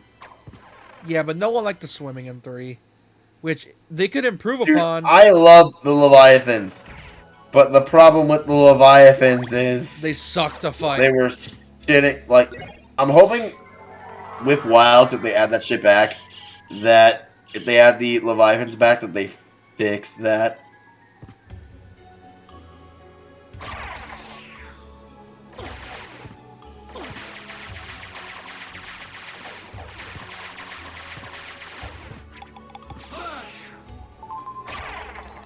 Get yourself an investigation with silver high rewards. How about you fuck yourself, Mr. Milky Cup? The fuck? I've been trying that for years, bro. It hasn't worked. What are you talking about? Monster Hunter World. Oh. 3%. Oh no. The drop rate for an Udagara gem is 1 fucking percent. 1! And 1! dude, my friend would look at you and think pathetic. It's not though. Because I have I've a been friend. grinding at this motherfucker for 4 years and it still hasn't dropped a hit. Imagine I play it and I Dude. beat. Imagine I play it and I get the drop instantly. That would be fucking hilarious. I would find you and strangle you. I'd be so mad. I'm like, you bastard. I think a friend of mine once told me like he got that thing 4 times at some point, and I'm like, bro. It is one of the most annoying drops in the game, dude. And you need it for like really good dragon protection armor. It's irritating. Yeah, here's the thing. My friend is he's a hardcore Monster Hunter fan. And like he would carry me through the game and he had like so much gear. It was insane. Wait, you need to be carried on low rank? Oh god. No, 'cause here's the thing. Monster Hunter World did this thing where like it gave you a special set of armor that if for early game that make the game easier on yourself. And I equipped Is that it armor. the blue armor that I'm thinking of? It's like a knight armor. It's like a knight looking armor. Yeah, it's for Iceborne. It's also really good in high rank. Yeah, I kept it. You know why it's good? It's literally master rank armor. I hate it though, 'cause I keep using it as a crutch recently. I mean, it's master rank armor. What do you expect? Oh no, no! Fuck off! Oh, I'm hey, fighting it's you. death! No, I'm not fighting you yet. I need to save. Because I'm not running all the way back Oh. here. No. That means we're 80% through, because usually death shows up right before Dracula every game. Here's the thing. I want to get the true ending. I need to get all the artifacts, which I don't have.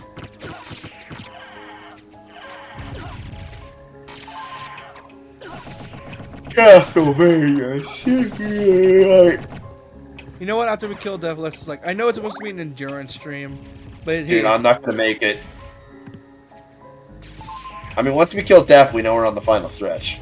yeah. But the thing is, even then, like, I'll probably do this in 2 streams because I want to get this game over and done with. Because I've been putting this game off for way too long. I want to get it over and done with already. I'm not gonna make it another hour. Yeah.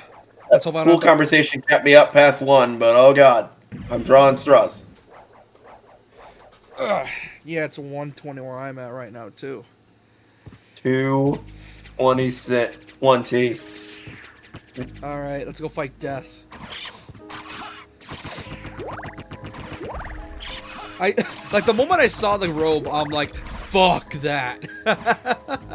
Like he's So the moment I saw Bone, I'm like, well, you're fucked.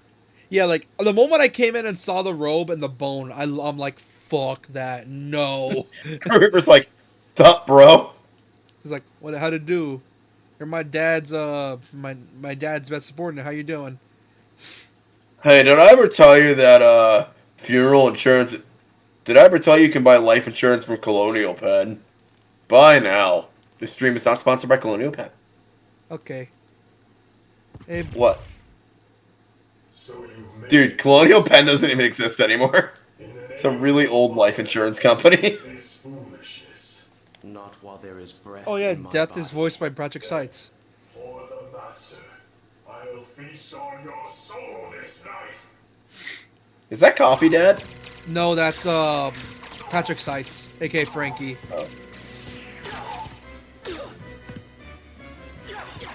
Frankie does words, you know. Yeah, I know. Is that the right guy?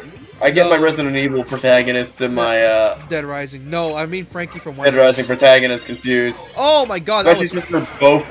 Oh my god, I knew it. I knew that was suspicious. He died way too fast. Oh, he always is a second form death. All I know is that a Raya of Sorrow death is incredibly annoying. Wow, you killed Death in seconds. What the fuck? I think I may have overleveled. Yeah, I think you have.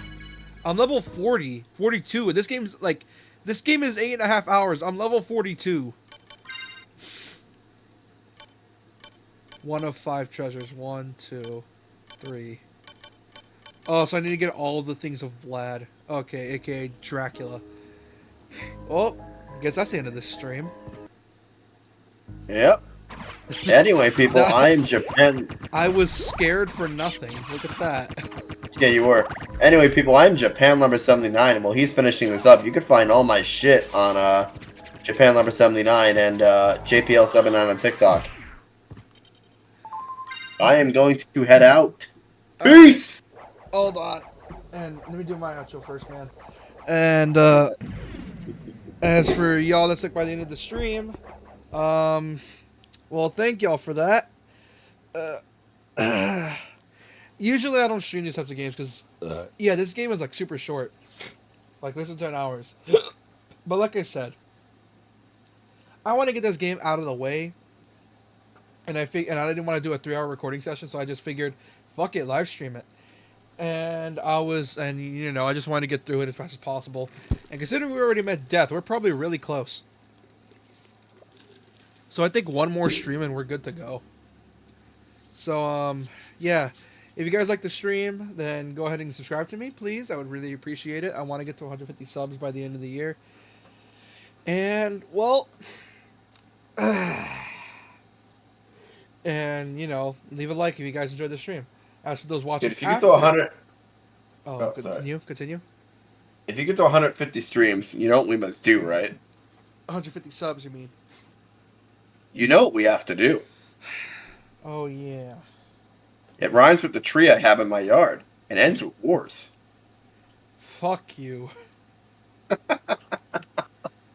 We must That game fucking sucks, man. give the people what they don't want. What's fucked up is tomorrow is Shit Game Sunday. Great. It's not even as bad as you make it out to be. You're not the one. worst. You're not the one playing. Yes, I'm the one watching and laughing at your expense. You're not the one playing, man. It's not the same. Listen, we must bring back the books. Those old-time viewers will know what I'm talking about. Oh yeah, JRPG Torture. I forgot about that. And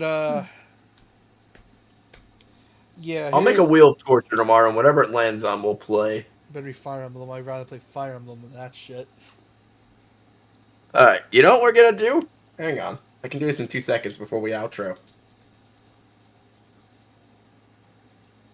Hang on. We've been going for 3.5 hours. That is gonna be a hell of a video for me to edit. I still need to edit the Persona stream. Fuck! I was gonna do that earlier today, but I forgot. Bitch, I forgot! Well, fuck. Well, nothing I can do about it now. I'll probably just edit it till like 3 in the morning because for some reason VSDC is not letting me save the thing for some godforsaken reason. Like, I don't know why. It's not letting me save it, and I don't understand why. I don't know either. Yeah. Anyways, for those watching after the stream or watching the replay of it, go ahead and like the video if you think it's worthy enough. Subscribe if you think I'm worthy enough for your time. And subscribe if you, and leave a comment if you want to see any criticisms or nice things to say about me about the stream. And, well, this guy sets up the thing. I'm going to end it here. So, see y'all, I guess. Bye-bye.